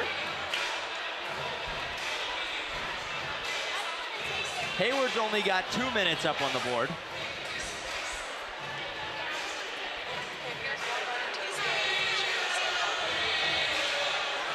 Well, while they straighten things out here, I'd like to mention that during the second intermission, we got a good feature story coming on Sam Ponder. Sam Ponder Steele, current employee of ESPN. If you're a football fan, I'm sure you know her, but we recently got to sit down with her at Game On, and Matt Warner of LFSN spoke with her and her current status and what she's doing in her life and how she's so busy being on television, also keeping her kids involved. It's quite the story. It has a great message in it. I really recommend you sticking around for that one. So it looks like right now up on the board, Quinn Ryan with a 5-minute major. Doesn't look like he gets a game DQ, however, just a major. And then Hayward, I'd say, almost escapes with a 2-minute minor. Yeah, he does. And I mean, it sucks. Like, that's your top goal scorer, right? Garvin, top points guy. You can't let him get shoved around like that. So, unfortunately, I thought it would just be a 2-minute minor. Sucks that it's 5 minutes. You know, there's a couple plays in a row where we've seen Hayward, get involved late, taking a behind the play cheap shot or two. Yeah. He's probably a pretty competitive guy. Doesn't like being down 3-0, so he's taking matters into his own hands. Puck far side of the ice. Slipped through and unable to keep it in was Corcoran. That pass came from Keith Lambert just behind Corcoran. Really haven't called Keith Lambert's name a whole lot tonight, and as their leading scorer, kind of surprising. Out top, Corcoran. He's got Lambert with him. Corcoran near side. This is Lambert, rather. Tried to send it in on goal, misfired on it, and that will give the Flames an easy clear. Caleb, if I remember correctly, I believe he has 7 goals on the season, and 3 of them came in one period in one game. He scored a hat trick in the 3rd period, so, you know, take what you want from that. Is he scoring, you know, because they're up by a lot? Is he scoring in clutch situations? He was very quiet. He was actually shut out as well in the Delaware game. Thompson, they lost. His shot off a body. Sharks didn't see it, skated by the puck. Thompson still with it. Played deep, threatened in front, a quick shot by Roberts, denied by Kuzo. What a save. And you were right, Fitzy, talking about Kuzo. If it wasn't for him right now, this could easily be a 6-0, 7-0 game. Talk about the skill on this play from Zane Shards to get the puck from his skate to his blade to Zachariah Roberts in the slot. Unbelievable.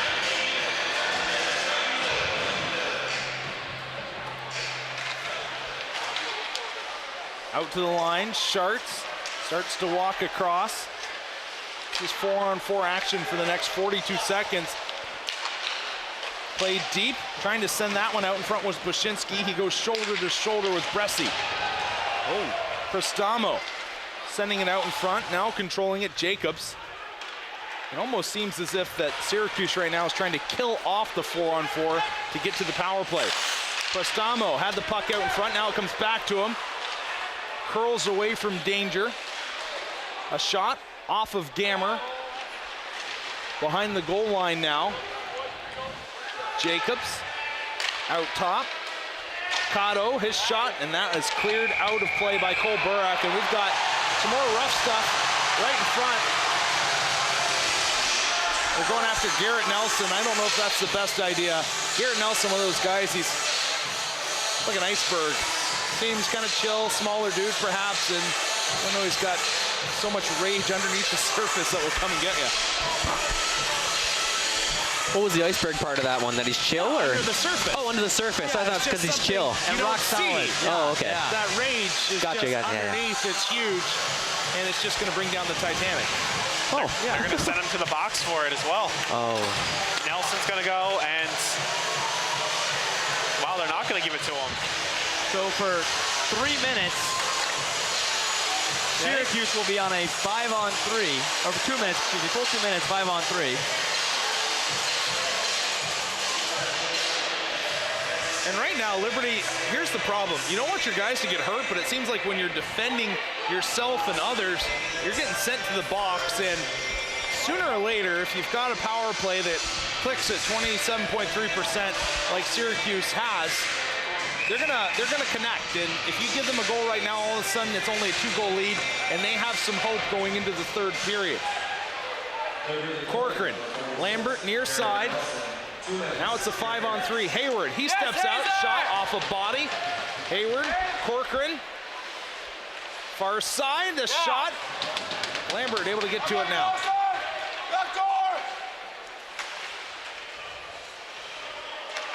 Lambert, not a ton of movement here by Syracuse.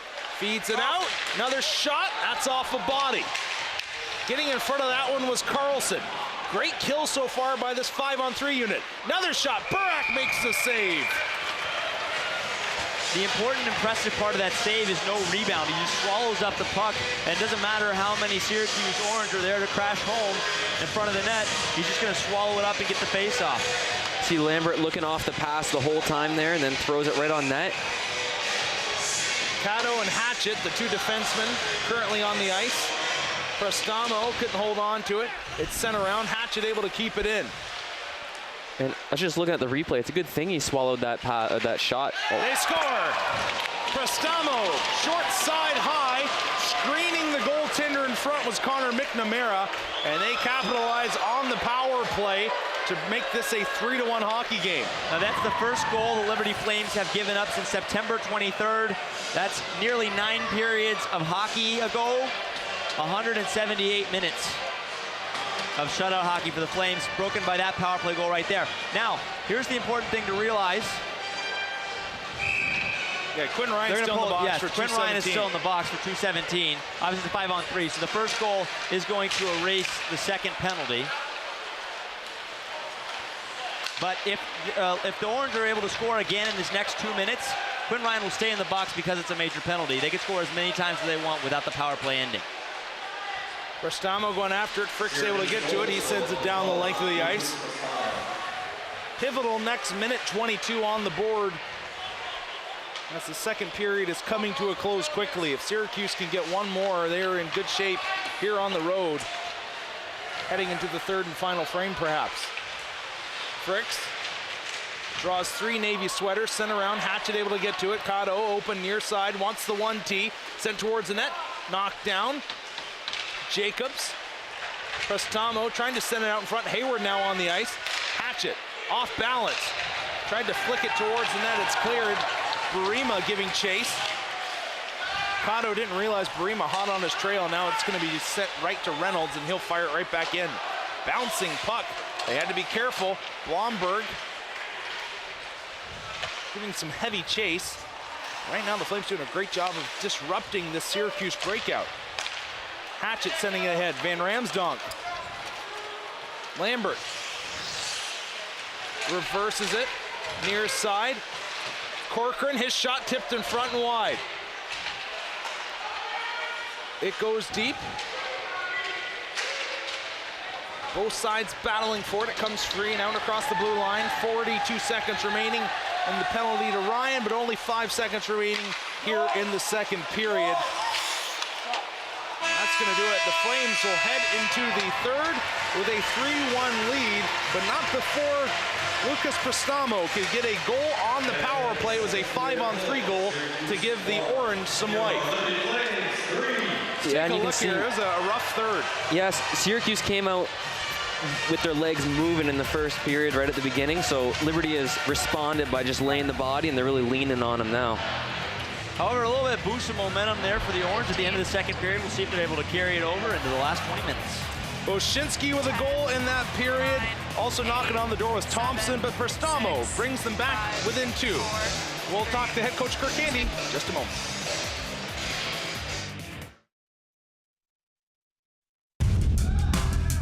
What's the Big South? What's the Big South? What's the Big South? It's our home. It's our home. Rooted in excellence. Built from hard work. It's our backbone.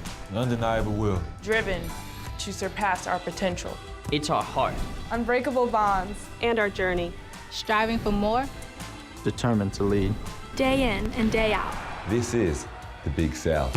Where winners are made.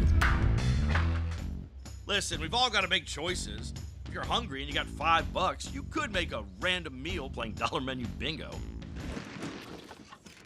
And fish sandwich. Or you can get a real meal with the charbroiled double cheeseburger, spicy chicken sandwich, drink, fries, and look at this fresh baked cookie. Oh, word? The $5 All-Star Meals. There's 4 of them, and there's no better way to spend $5. Only at Hardee's. It's raining pucks here at the LIC, and standing by in a safe space is Monica McKenzie with head coach Kirk Candy. Thanks, guys. All right, Kirk, over fall break, you made some adjustments to the lines. Talk about the strategy behind putting Boshinski, Carlson, and Gemmer together for that new rookie line. You know what? Carlson's game's pretty simple. He goes to the net. You know, he's a big body presence, and you know, we're just trying to get a good fit with Boshinski and Gemmer. It's homecoming weekend, so you're hosting a lot of those Liberty hockey alumni who helped pave the way to get the program to where it is. What's it like to have them back here? It's fantastic. I love hearing the old stories, and honestly, as much fun as we have having them back, they have as much fun playing the game tonight. So, thanks. All right, thanks. Stay tuned. Coming up after the commercial break, we have more Game On features for you to enjoy. All right, thank you, Monica.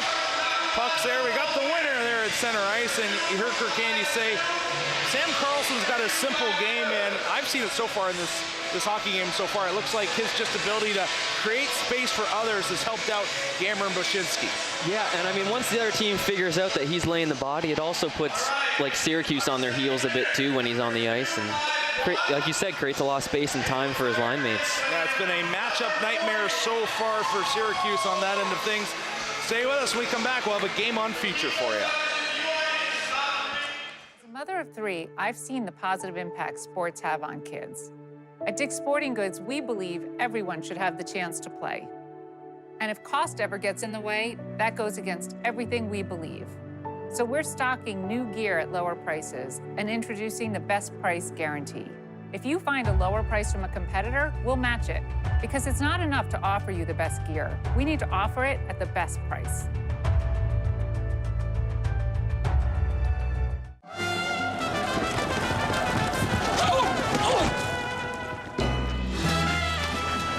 The running of the Bulldogs? Surprising. What's not surprising? How much money Aaliyah saved by switching to Geico.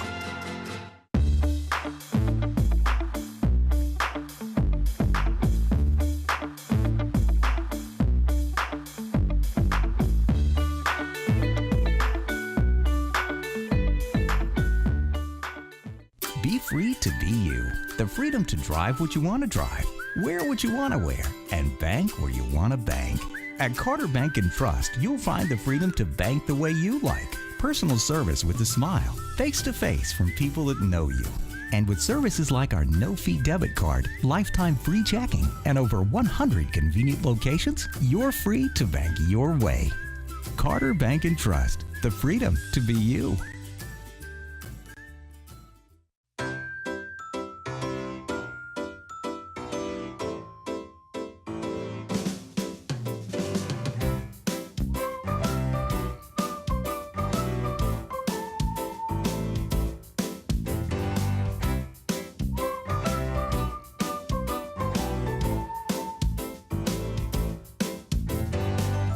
Some things become traditions. Thank you for making yours Foster Fuels. Glad you're still here with us in Lynchburg, Virginia. Third period coming up in just a few moments. Sam Ponder-Steele recently visited a convocation here at Liberty University, and Game On had a chance to sit down and talk with him. Well, Sam, thanks so much for joining us.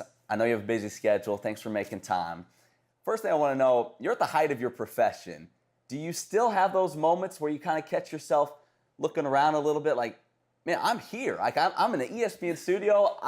How did this all happen? How am I living my dream? How did this all come to fruition? Yeah, I was hoping you could tell me because I don't have those answers. I'm the last guy to still ask. have no idea. I kind of have that moment every Sunday morning when I walk into the studio because right as you walk into the studio in Bristol, there's a big plaque on the door that says Chris Berman and Tom Jackson Studio.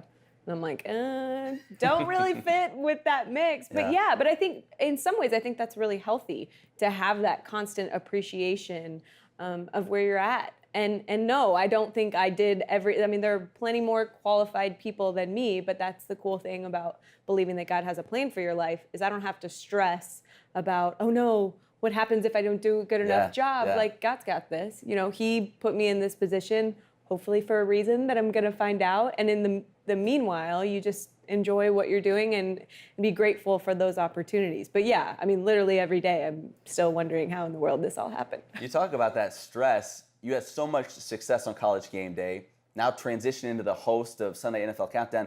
Was that a new pressure? How did you handle it? How are you handling that? Or, I mean, you're a pro. Did it just kind of wash right off you that first show when you get it under your belt? Well, it was a difficult transition to make for me just because I wasn't leaving a job I didn't like. Yeah. But I also knew that I had 2 young children and I'd been on the road 4 days a week for the past however many years and was kind of separating my family because of my job.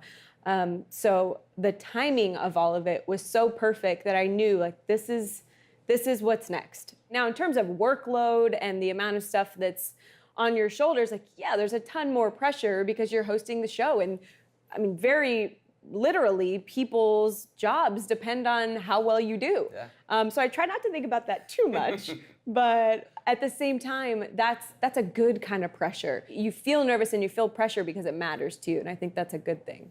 Got to be honest, I don't know any other broadcasters' kids. I know nothing about them. It's different with you. Anybody that knows you, follows you, your kids have been such a huge part of of your job. You know, you Yeah. talk about College Game Day, traveling with you.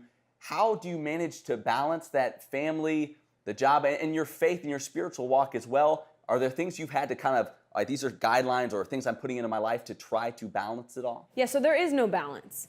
And that's something that I've finally had to accept, because I think when you think about balance, you think about things that are equal in weight or value, right? Yeah. And when I think about my job and I think about my family, like, there's no comparison. That's never gonna feel balanced. And just like this last year, if I wouldn't have had this opportunity, I probably would have had to give up the job I had, because traveling with one child is a whole lot different than traveling with a toddler and a newborn, you know? So for me, I don't know, I guess I just realized I was gonna be my whole self everywhere. And instead of having like this work persona where I act a certain way on the job and I pretend like I'm not a mom and not a wife and I'm just here to give you the hard news.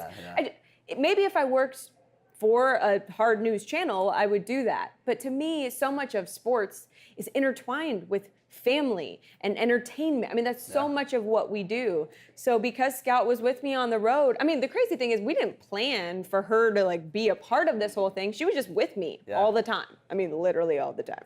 And now, I mean, I see my role as a mom as so much more important than my role as a host of this show. Do I want to do my best while I'm at work? Absolutely, yes. But at the end of the day, like, they're not even in the same universe when it comes to my priorities. So I've tried to just be my whole self either way. And if that ever gets to the point where I can't really do that, then I'll step away from all this and do something else, because I don't want that to define me in the first place. Last thing, you've talked a lot about Liberty and how that's kind of helped you professionally. You got a lot of reps here. You got that experience.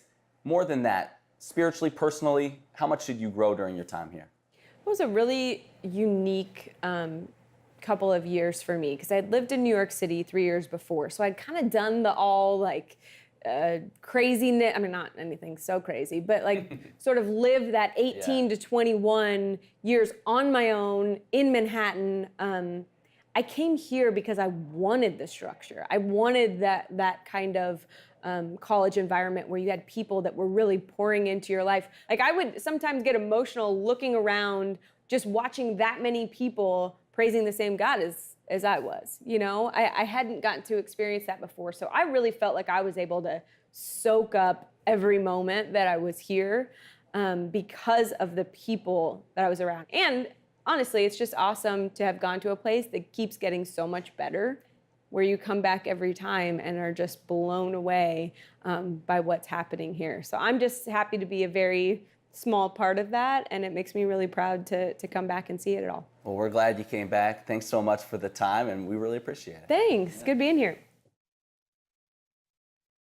Sodexo, global leader in quality of life services, is committed to creating exceptional experiences at Liberty University. Enjoy delicious concessions as we cheer on the Flames. Visit us at our many dining locations for both campus and community, and join us in our efforts towards sustainability and fighting hunger in Central Virginia. Sodexo is changing the face of college dining.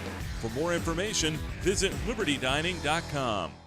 You got me falling hard, sweet baby, got me falling hard for you. And still, I felt this way before, you know it's true. And still, you got me more and more. Oh, you got me falling hard.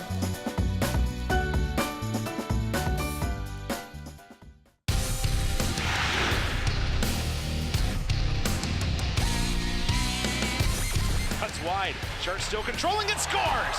Wow. Here's Ryan on the breakaway. Scores. Save, rebound, comes out, scores.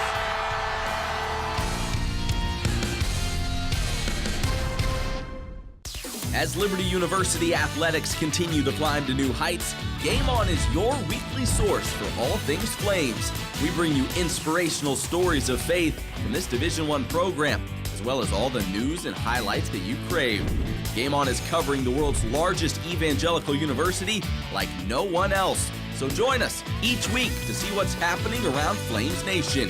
Get in the game and watch Game On.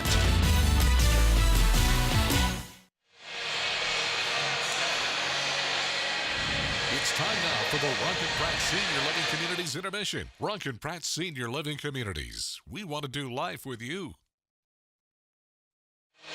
Third period coming up in just a few moments. Liberty Flames currently leading by a score of 3-1. Let's touch here with Adam Fornwall. And Adam, you got some interesting, you're laughing at me. Get in touch, I guess I should say. You got some interesting stats there on third periods for Syracuse.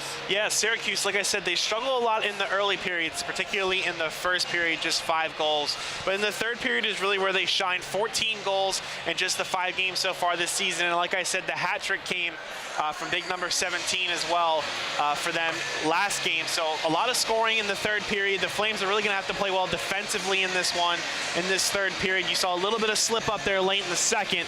Like I said, Syracuse very, very strong late on in games and have had a comeback win as well so far this season. So Liberty's going to have to shut the door, and I think that starts with Burak and company. Yeah, Peter Owen Hayward, you're just talking about him, a hat trick in the last game. This is a guy that had just, as a freshman in the league, a record-breaking season for Syracuse. Had 38 goals, which is the most goals, or tied actually for the most goals in program history over the course of a season.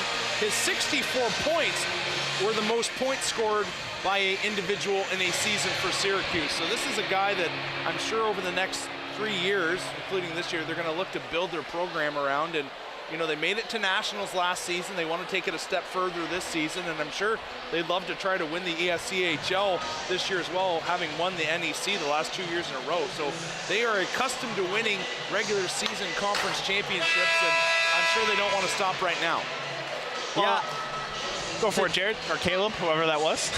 I'll say, talking before the game with the coach, he was talking about just how much it meant to be in a conference they felt like was, you know, going to be super competitive all year long, playing teams up and down the standings. They really like the lineup that the ESCHL provides. You know, it gives them the ability to really stack their schedule, you know, which aids into the ranking system and helps them, you know, create more of a resume for nationals, things like that. He said right now, being at 24 with Liberty at 13, you know, that's really kind of the opposite of where they'd like to be. They see themselves as the best team in the conference, and you know, they intend to play as such. It's interesting to see, though, your first road test in the ESCHL is against Liberty. I mean, that's probably the toughest bar they're going to come into all season in terms of environment and just the noise here. That's a tough first road test, and they're not afraid of it. You've seen the way they played. They've seen them settle down just a tad, and they're trying to make Liberty pay on these power plays. Time to take a look here at our Geico game at a glance, and the shots is the biggest category right now. 41 shots for the Flames, only 19 for Syracuse, and they've just been peppering Kuzo down there, but you have to give the young man credit. He's given his team a chance, only down by 2 heading into the third period. Yeah, that's right. One goal by Syracuse here, and they're right back in the game, and that's because Kuzo has kept them that close so far. So I feel like he'll keep on playing strong for the remainder of the game. There's no reason to see why he would drop off. He's got to get some help here from his offense, and I think that really kind of boils down to just, you know, the shots show at puck possession. Liberty has really controlled the puck most of this game, regardless of where it's at on the ice. Liberty has really kind of controlled the play, so Syracuse has to control the puck more often if they're going to get some opportunities here in this third period. Now, starting on the power play is a good opportunity to kind of, you know, start to build towards that. 33 seconds. See if they can capitalize. Big 33 seconds for Syracuse. They bring it inside the zone. This is Lambert. Stopping on the half wall, drops it back down low. Lambert sneaking in, throws it out in front. Hayward was covered. Cotto, his blast, a puck in front, they score! A broken play. It looked like the Flames were going to be able to clear. Lauber, I believe, unable to get a piece of it, and slipping home the rebound was Matthew Jacobs. It looked as if Jaden Lauber just abandoned his post on the back end of that penalty kill. I mean, I think the Flames were set up in a diamond, which we talked about the odd man, you know, advantage that can be created down low. You see, yeah, there's Jaden Lauber. They're running the diamond right there. Jacob Fricks is the man down low, unable to clean up in front. Rebound just comes out. 2-on-1 down there. Jacob Fricks has to watch the back door. That's what we mentioned earlier with the weakness in the diamond system. Ressi bring in Syracuse with life early on in the third period. Carlson able to get to it. 8 seconds remaining on the major penalty to Ryan. He's about to come out. Not before 3-on-2, however. Offside the call. Wow. But for Syracuse, that's a great start to the third period. I mean, now you're just one goal away from tying it up. You got Liberty's attention a little bit now, for sure. Now the task for Liberty is to get that momentum back you had in the second period before you got into penalty problems, and they were dominating. Like, it was no question about it. I'm sure a lot of people thought it was lights out, good night for Syracuse, the way they were just commanding in the offensive zone. But like you said, you got a power play here that can connect, and they connect twice. It's a 3-2 game, and as we said, specialty teams a big part of this night. They're winning it. Perfect on the PK, and they have 2 power play goals, which has them currently within 1. Flames back on it. Thompson almost rubbed off the puck. He's battling for it now along the wall. Comes out top. Nelson, his cross-ice feed, intercepted by Van Ramsdonk. Here he comes. Top of the circle, throws on the brakes. His shot sticked into the corner by Burak. Nelson able to get a piece of Van Ramsdonk behind the play as well. Sharts to Thompson. Here's the legs that we saw earlier on from Syracuse. Their forecheck seems to be back on top of things. Ryan ahead. Thompson mishandled it. Held up at the blue line. Van Ramsdonk trying to get around him. Takes a slash to the stick. Cuts through the neutral zone. Unable to make a move wide. Turned it over just inside the blue line. Flames trying to feather a pass ahead. Lauber knocking his man down with authority. Comes back out. Flames starting to lay the body here a little bit. Carlson pinned along the wall. Sent in by Boshinski. Gammer cuts in his shot wide of the goal. Lauber taking a bump. Chipped out into the circle. Sent back deep. Carlson just able to get a stick on it. Corcoran looking to get it free. Boshinski down deep as well. Lauber started to back up, realized he had more time than he realized, and was able to keep it in. Pierandri, the coach of Syracuse, very vocal on the bench, yelling at his players, get wheeling. Carlson, cross-ice pass intercepted.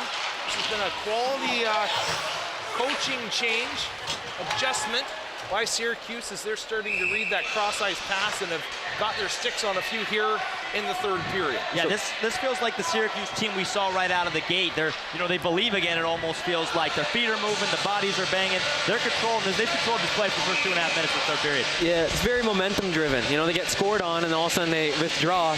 They score, and now you see them skating and hitting, and they start hitting a lot. And Coach Handy rolls out the Boshinski line to kind of answer that. I think is a great idea. They've been the best line for this team all night.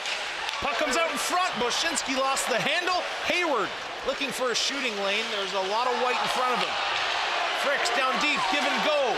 Unable to get that one back off was Prestamo. Prestamo with it.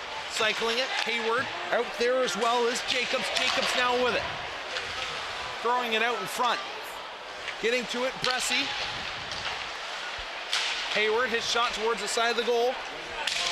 Goes deep, Lauber. Off the glass, and that one's going to go out of play, and a face-off will remain inside the Flames zone, I believe. They're saying it's going to come out, but Pierandri, emphatic that did not go off a Syracuse body. It looked like, to me, like Gammer just hit it off the glass and out.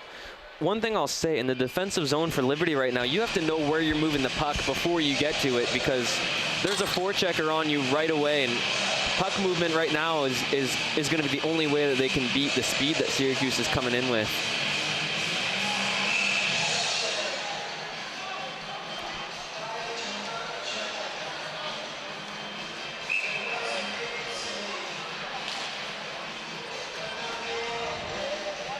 Like tonight, there's been a lot of discussion about the puck drop.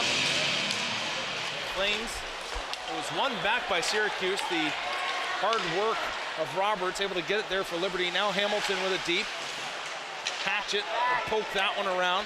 Flames unable to get to it. Oh, Hayes putting the stick on his man. No call on it. This line for Liberty trying to get the physical game going. Hayes laying the body at the point. Puck comes out in front, and Burak has had the angle covered. Where are the defenders? He was all alone. Nobody to clean up that rebound. Yeah, Van Heck had almost too much time there. Crookshank able to get out across the line. Here's Hamilton catching up to it.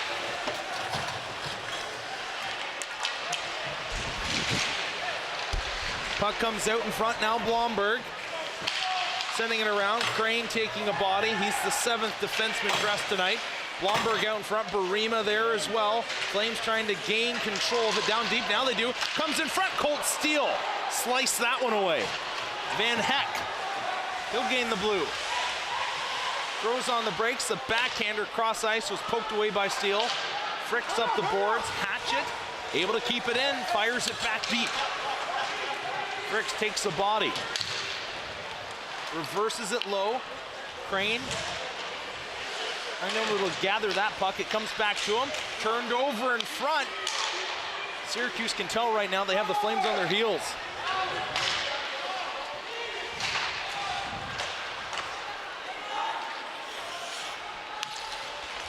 Fricks fans on it. Sent towards the goal, wide through the crease. Played back in by Cotto. Fricks takes a bump. Still trying to control it, plays it around. Cotto, D to D. Corcoran back down low. The cycle game's going. A man wide open in front. He couldn't get a stick on it. That was a great opportunity for Owen Harrington. Cotto off the glass, out into neutral ice. Hayward was looking for it. Fanning on it, Garvid. Van Ramsdonk. Nifty little play. The backhander didn't get much on it. It's at the side of the goal, and holding on is Cole Burak. It's good pressure by Syracuse. So much pressure so that when the Flames finally do get the puck, all they have to do is dump and change. They're too tired to create any offense right now. Yeah, the forecheck is working to perfection. Extremely effective here early on. And they do the like a 2-1-2. They got two guys in right away. Syracuse does. Take a look at that puck that rolled on goal just a minute ago. Puck goes deep once again. Hayward with it. Van Ramsdonk, the center on this line. Out to the point. Played back deep by Rosen. Hauled down on the play was Connor Preston, and going off will be Zane Sharp. Syracuse heading back to the power play. That's what happens when you get to play with the puck a lot. You can draw the odd trip or slash or hook. It's all penalties that happen when you're chasing the puck carrier. Take a look at it here. Zane Sharp just can't catch up to the man, drags him down instead. Might have been sold a little bit. Nonetheless, 5-on-4 opportunity for the Orange. Stamo, it's one back, kept in by Hatchet. Cotto looking towards the net. The shot, just getting a piece of that was Burak with the pad. Stamo had to go by him. Hayward out there as well. Jacobs, the stick lift. Hayward can't get it by the Flames defender. 3 men below the goal line. Down deep to Hayward. Prestamo set up in the slot. Cross ice. Hatchet looking towards the goal. Throws it into traffic. Was hoping for a redirect. Hayward. Trying to play deep. Prestamo. They got a man going back door, and they couldn't find him. Nice job getting down on that play by Crookshank. Hatchet with it. Towards the goal. Tipped at the side of the net.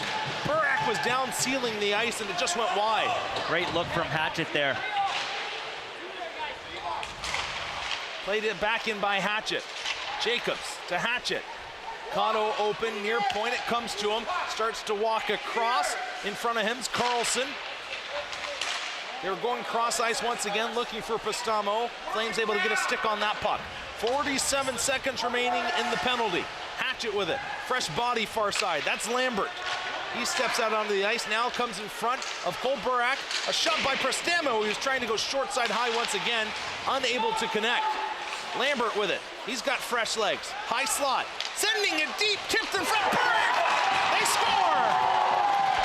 What was Basil Reynolds doing? Matthew Jacobs with the goal, and it's a 3-3 hockey game here in Lynchburg. Well, you got to remember, the Killers were stuck out there for a long time. They didn't get a chance to change, and that was a pretty impressive power. That's not a power play we saw in the second period from them. Like, they're a different team in the third right now. Syracuse is. Lambert just throws it towards the goal, and Basil Reynolds tries to knock it down. It slows down right in front for Jacobs to take 2 swipes at it and put it behind Cole Burak. Now we've got a tie game. You're absolutely right, Jared.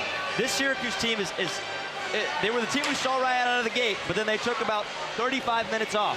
It's crazy. I haven't seen anything like that. It's a different team right now in the third. They've totally different. for 3 unanswered goals.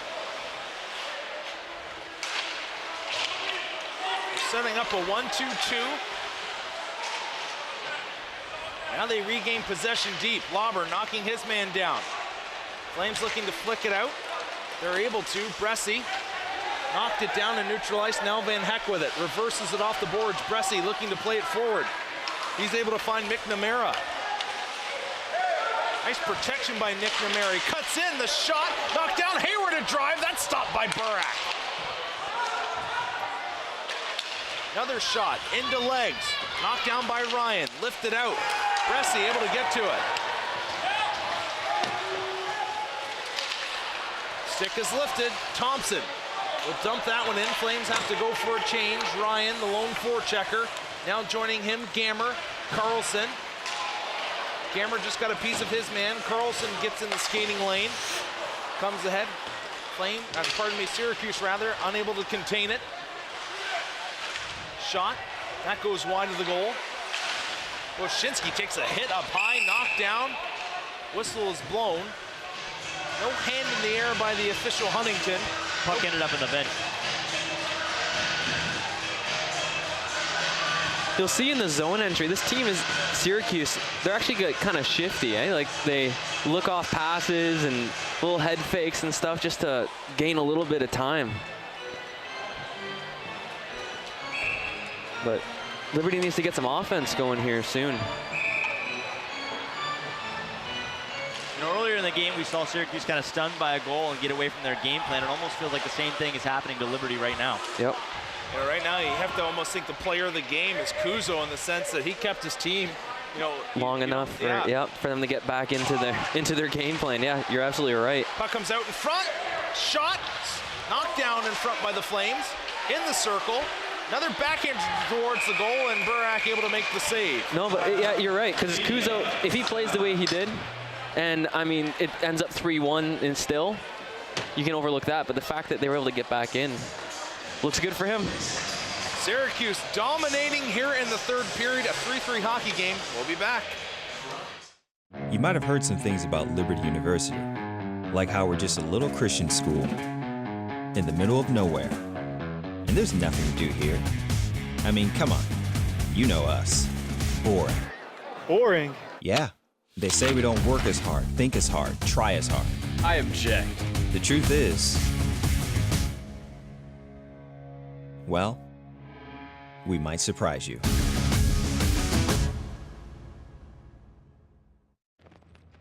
We the people. We are innovators, dreamers, leaders. Yeah, we feel pain. We get tired, but it won't stop us.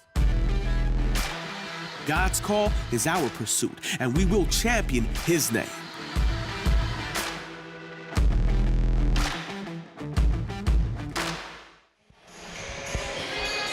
We're back in Lynchburg, Virginia. The face-off coming to the left of Cole Burak, and he has been under fire here in the third. 2 goals have gotten by him to make this a 3-3 hockey game. He's going to have to be strong throughout the rest as here comes Syracuse again. A shot, and that's going to be gloved by Burak.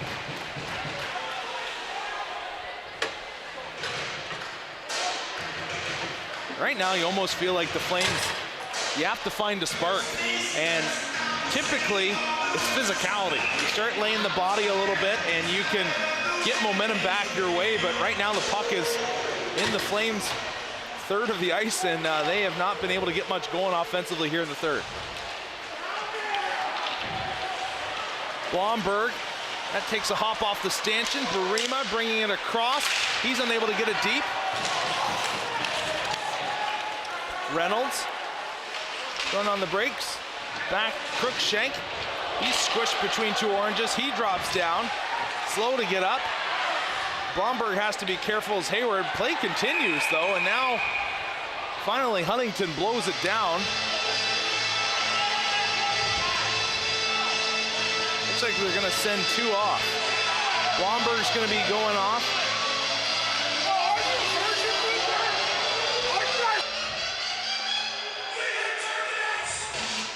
Jeff Becker not pleased.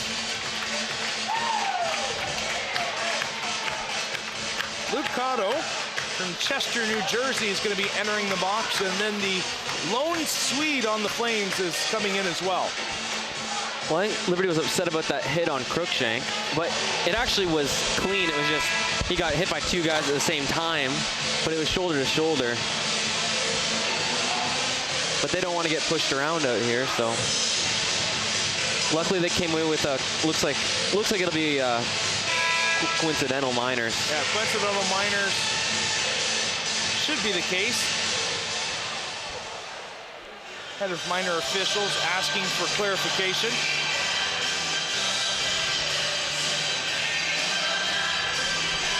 We'll have 4-on-4, so not coincidental minors because it happened during the play. See 2 full minutes of extra ice. Puck one back, a shot by Misek. Puck is laying down in front. Oh, a nifty little play by Lambert, tried to throw it out in front. He sends it there again. Burak will catch that one, and we'll have a face-off here in Flames ice. It's amazing how momentum can shift the game, and earlier on it seemed like the Flames just couldn't be stopped. They were coming in waves, and right now the Orange are just hammering Liberty in their own zone and have, it feels like for the first 10 minutes of this period, have just had the puck in Liberty's end for 9 minutes of it at least. You know, I think that's why Burak made such an effort to freeze that puck, just to stop a little bit of momentum. And Flames were able to win the face-off, and now they have some possession here. Hopefully they make something out of it. 4 smooth skaters on the ice right now for Liberty. They're being led by Zane Sharts. Makes a move around one. Sharts couldn't catch back up to it. He's got Nelson open at the point. Ryan out there as well. Sharts trying to keep it in. Ryan able to get to it. Fires it cross ice. It's going to be picked up by Hayward. He's knocked off his feet. Ryan able to get to it. Penalty coming to Grant Garvin. Hooking will be the call.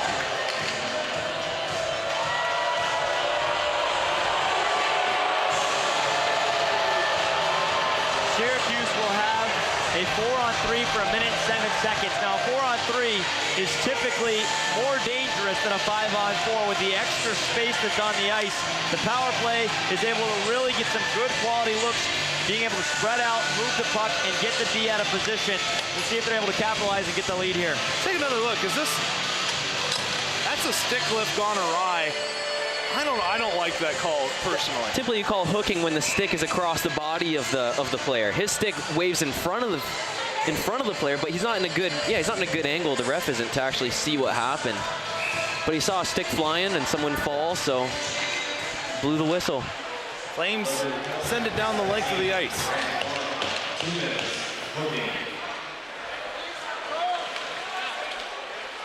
56 seconds left on the 4-on-3, and then there will be about 53 seconds of 5-on-4 for Syracuse. Cole Burak getting down, didn't able to get it out. A shot, scores! Hayward makes it 4-3 for Syracuse. Brett, that's a product of a goalie not trusting his defense. He had to come out and make the play. You've seen him make a play or two already like that. He gets out of his crease, can't reset, and he gets beat. That's totally a product of not being able to trust the guys in front of you. I talked a minute ago about the extra space that's on the ice in the 4-on-3. Lots of opportunity to spread out the D. See how low the Liberty defenders are? Lots of room for Hayward to make sure he gets a shot off that he likes, puts it on the ice. Burak unable to get back in position, as Adam mentioned a moment ago.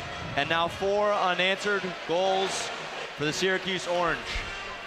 You know, it's early in the season for Liberty, and, you know, obviously 5-game win streak, feeling pretty good about themselves. This is a big-time challenge. We'll just see, you know, really what the character of this team is like.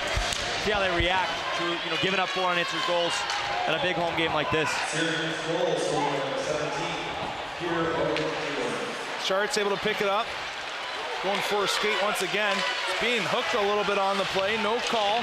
Trying to get it through, unable to. Now we got a odd man rush back the other way. Shot towards net. Burak steers that one into the far corner. Bucciarelli, a shot coming off the stick of Bressi. Easily handled by Burak. Flames will knock it down. Here's Cole Gammer. Sharts with it once again. Makes a move around one, protecting the puck. Tried to drop it off. Ooh, away to the races would have been Bucciarelli. Nelson coming in. His shot stopped. That's the first shot Cuzo's seen this period.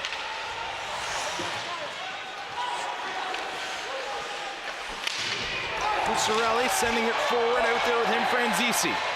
Nelson, Franzisi giving chase. Sent all the way down, Hamilton. Able to get there, they wanted icing. It's waved off. Unsure why they waved it off. It looked to me as if the Syracuse defender had clearly been the first one to the hash mark. Yeah, he was basically sitting behind the net. I think Cuzo made a little move towards the puck to play it. Oh, yeah, okay. Reynolds, a shot through traffic. Crookshank able to get to it. He sends it towards the goal. He was hoping for a redirect. It didn't come. Reynolds can't keep it in. Tries to bank it off the boards. Lambert coming away. He's hit there by Crookshank. Big time defensive play for Matt Crookshank. Sent in by Hamilton. Cuzo will hold on for a whistle. 7:10 remaining in the third period. Syracuse with 4 unanswered goals. All of them being on the power play have made this a 4-3 game. Adam, what's going on the bench there for Liberty? They frustrated or calm or what? You know what? I think they're just... I think they're kind of shocked, to be honest with you. I don't really think that they saw this coming. They thought they kind of had this in hand. I mean, the power play was definitely something they had to worry about. There's a shot that went just wide, but I think they're a little bit shocked. They're a little bit confused, and this Syracuse team's kind of getting to their heads. Yeah, I am too a little confused by the Syracuse team. They're flying. 3-on-1 if they hurry. Here they come with speed. Harrington, cross ice, shot. That just goes wide on the glove side. Kept in by Cotto. And Ramsdonk has it go by him. Preston battling for it. He comes away with the puck. Wraparound try, and Burak had the pad there. Will let it go. Zane Sharts ahead. Garvin unable to receive that pass. Lifted ahead. Thompson wanted it, but Bressi will get back in time for icing. Something else I've been hearing down here is they're just trying to get some offensive plays set up. They haven't really felt like they've been able to develop anything in the final third, or basically anything to get out of their own half. They've been relatively stuck and kind of just having to dump and chase. A couple of the guys have come to the bench and just say, let's run something. They haven't been able to do that so far in the third. Face-off won by Syracuse. Flames almost got to it. A quick shot by Hayward went wide. Sent deep by Prestamo. Hayward throws on the brakes. He tries to go high on a bad angle. Kept in by Rosen. Hayward with it once again. Prestamo driving far post. It comes out in front. Ryan. Slow to get the legs going. It's been a long shift for him. He gets off. Now Garvin takes a hit and goes into the boards. Wow. Boy, all 5'7" of David Rosen knocked down Grant Garvin. 3-on-2. Puck goes towards the front of the net, at the side of the goal. They try to get in front. They do. Pass made, rebound off the post. Flames keep it out. Boy, I don't know if the Flames kept that out. I think the post kept that out. That is lucky stuff there for Liberty. Take a look at it here. A number of opportunities coming for the Orange. Hayward gets the puck below the goal line, throws it out of the middle. I think he was looking for the back door. It comes to the slot. Oh, shot right off the post with Burak on his stomach. That would have been a really nice insurance goal for the Orange. Orange have been solid in the face-off dot tonight. Liberty getting waved out once again. Boshinski giving a little lip service to Helbig. Carlson in, unable to win the draw. Comes back, a shot through traffic, redirected. Lauber Big hit along the boards. Boshinski now to Fricks. Sending a pass ahead, Garvin able to get to it. Goes down low, Carlson battling for it. Still along the wall, Fricks able to get there.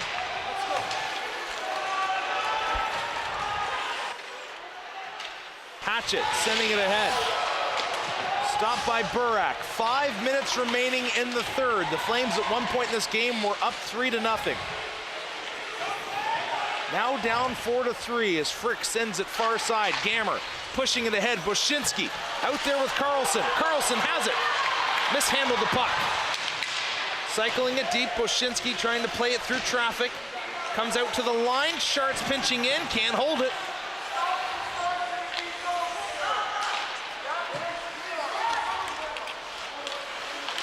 Garrett Nelson, Lone Ranger rush, cuts in, knocked off a stick, played down deep, Gammer out to the line, Sharts came to him rather slowly, he's trying to keep it in, cross-checks his man from behind, no call on the play as Lambert went down.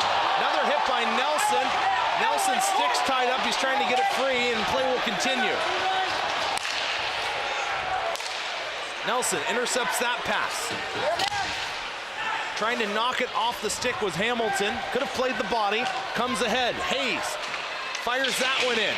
High and wide on the stick side. Hamilton now with it deep. Takes a hit from Bressie. Twisting away from his checker was Van Ramsdonk. And that will go into the Syracuse bench. I believe off the body of Cruikshank. No, they say it did not go off Cruikshank, and the face-off will remain in the Syracuse zone. Little burst of energy for the Flames there. We saw him setting up the cycle. Couple big hits now and there. You can hear Jeff Becker. It's a late change by Syracuse. He is not pleased as Syracuse allowed to get out the matchup they want. Helbig still chatting things over, and the linesman coming over the bench, Jeff Becker is just saying, I want to make a matchup, and you're letting them change all night long. What am I supposed to do?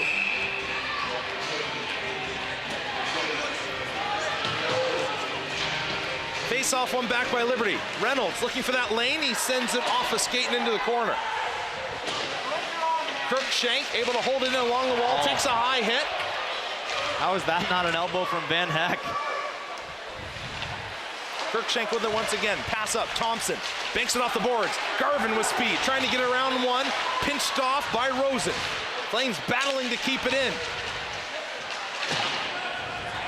Cruikshank has it come out. Ryan has got some room far side. Dodges one hit, chips it deep. Thompson in on it. Comes around, Garvin, he's got the point wide open. Cruikshank had no lane to shoot it from. Thompson with it deep. Controlling it down low, spins away from one. Garvin set up right in front, out to Reynolds. Back to Ryan, Thompson, blind backhand pass. Cruikshank able to get to it, sends it towards the goal, that hits his skate. Diving after the puck was Garvin. Coming away, Puzzarelli, he'll send it in. 2:39 remaining here in the third. Flames have gotten away from the cycle. They started to do it a little bit there in that last shift. That was the bread and butter early on. Boshinski hacking at it. He can't keep it in. Fired down deep by Cruikshank. Boshinski on his horse going after it. Hatchet cleared it out across the line. They say icing waved off. Played to Sharts. He curls back up the boards. Can't get away from Hayward. He tries to send it out in front. Stick on the ice by Nelson, broke up that play. Carlson pressured heavily. Little finesse play by Sharts didn't work out. Now Lambert controlling things. Surprising to see that the Syracuse Orange are still sending in their D-men to pinch up a goal late in the third period.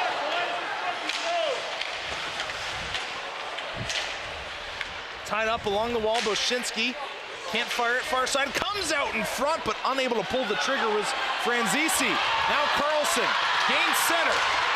Stick was lifted, still holding on to it. He's got it deep, throws it out in front. Sharts can't get the shot off. Flames Play have, by Lambert. Flames have pulled their goalie.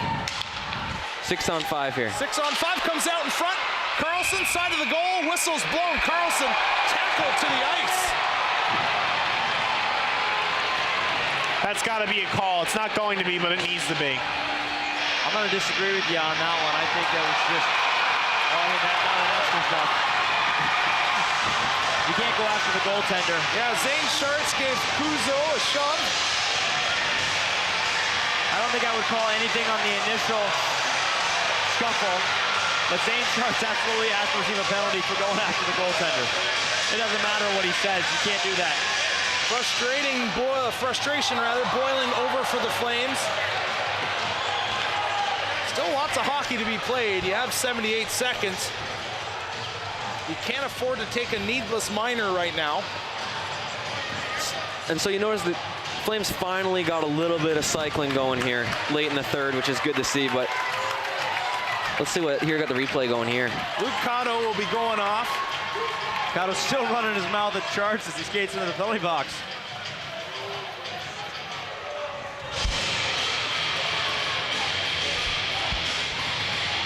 It'll be interesting to see if they give him coincidentals, and we'll play in the last 78 seconds, 5-on-5 or 6-on-5 with the pulled goalie, or whether or not, because if it was considered during the play, that'll be 4-on-4, or a 5-on-4 opportunity for the Flames with the pulled goalie. Here's a look at the end of that play. Sharts has the opportunity to get a shot off. Lambert with a diving poke check to prevent the opportunity. That was a heck of a poke check effort, too. Flames will dig it out of the corner. It gets stuck on the side of the goal. Carlson's there trying to jam away. Yeah, I don't think there's anything wrong with that play, Adam. I think that's just good defense trying to clear it out for your goaltender. From there, the pushing and shoving ensues. I don't know. I'd like to see that one again because honestly, I know it's not the cross-checking motion, but if I'm skating full tilt, which he wasn't, and I give it to you right in the arm, it's still a cross-check in my mind. But at the same time, I think it's just hockey. You got to understand, like, Carlson has to bang away at that puck, and that D-man has to cross-check Carlson in the arm. That's just kind of, that's the way you have to play the game. There's the shot from the Sharks to block from Lambert. Huge. Flames dig it out of the corner here. Gammer behind the goal. Watch Cotto, okay? He's down, he gets up. Cross-check right to the arm, shoves him off. But you gotta do that. You gotta do that. You can't just let him hammer away at it. And he skates away. He's fine. He's not, causing any problems from there. It's whoever was in the middle of that pile holding on to Cole Gammer really let that thing get out of hand until Zane Sharts started jawing at Michael Kuzo. That's what I'd love to see, is what happened between Kuzo and Sharts that caused Sharts to lose his mind like he did. Based off what I'm hearing, guys, it sounds like coincidental minors. They just want to let this one play out for the rest of the game. They don't want to make it too big of a swing either way because it really could cost either team. And I don't think there was an initial, like you said, the push from Sharts on the goalie, maybe somewhere else for Syracuse. They don't want to swing it too hard either way.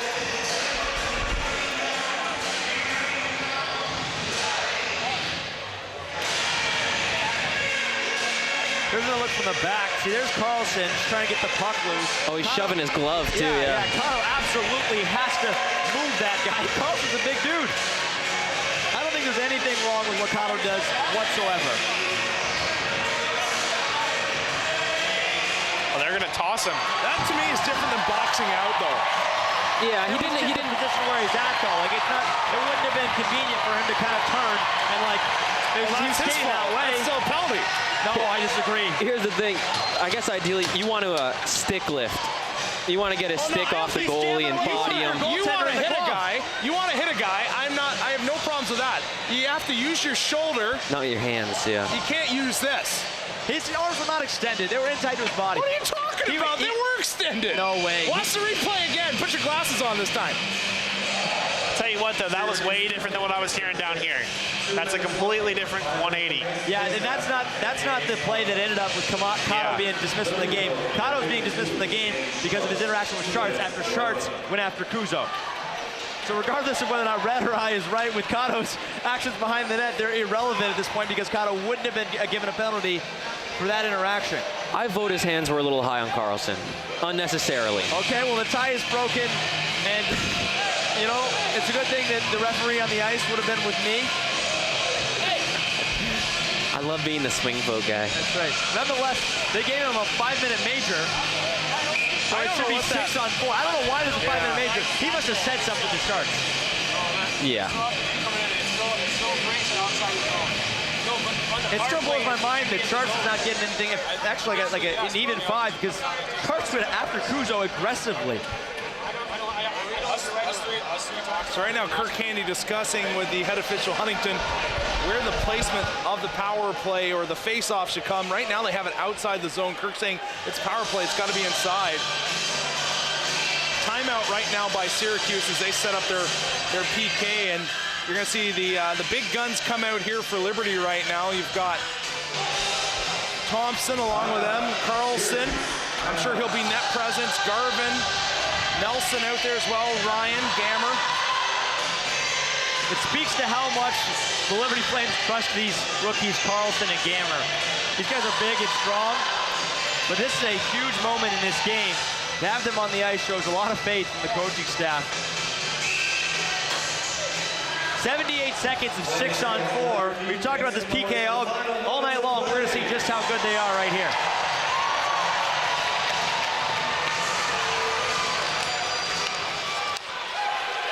Gammer will fire that one in, down and around.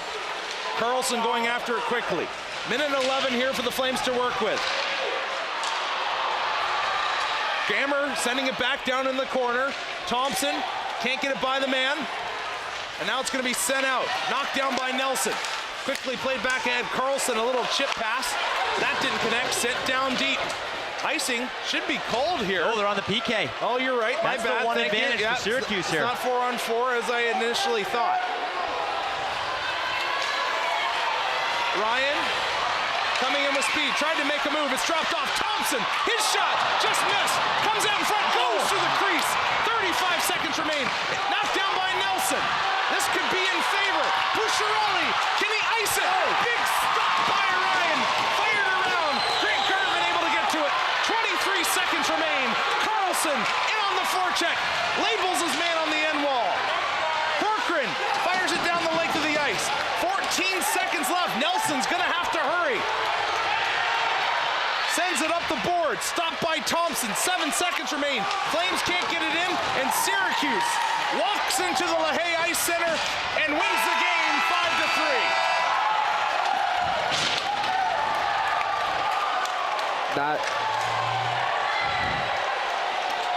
A huge win.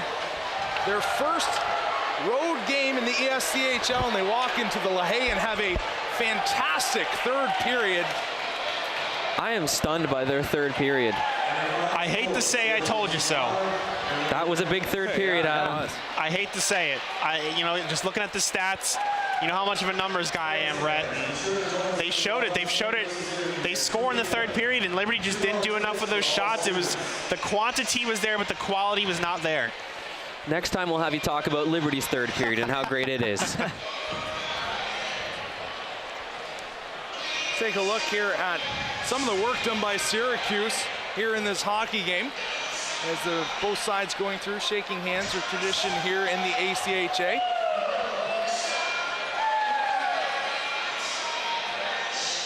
That shot short side, that was their first goal of the game, and this one early on in the third period, it looked like a broken play, and then nice work in front by Matthew Jacobs. He actually had 2 goals on the day, and once again, Syracuse wins 5-3. We'll be back in just a moment.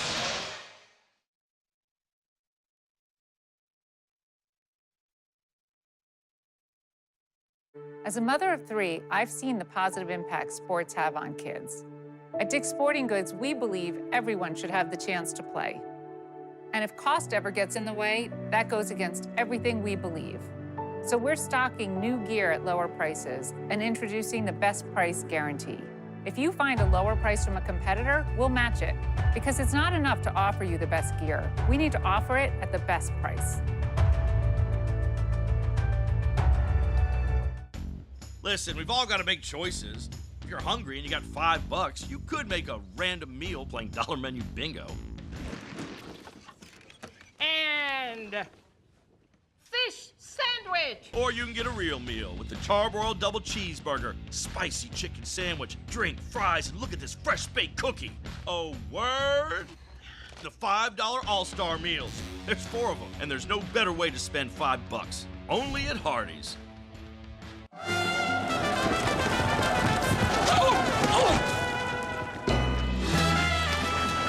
The running of the Bold Dogs? Surprising. What's not surprising? How much money Aaliyah saved by switching to Geico.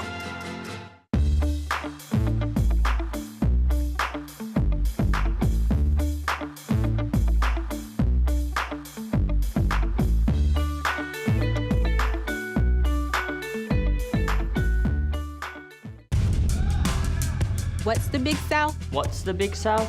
What's the Big South? It's our home. It's our home.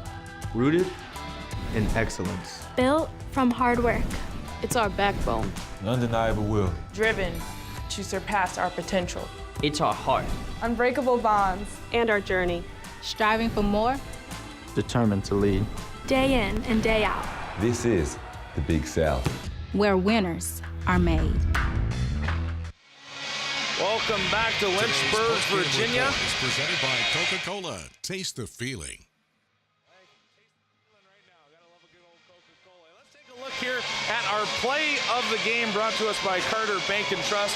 Peter Owen Hayward, you guys highlighted him in the early goings to this game. He was our Foster Fuels player to watch, and he was fantastic in this one in the third period, like the rest of the Syracuse Orange.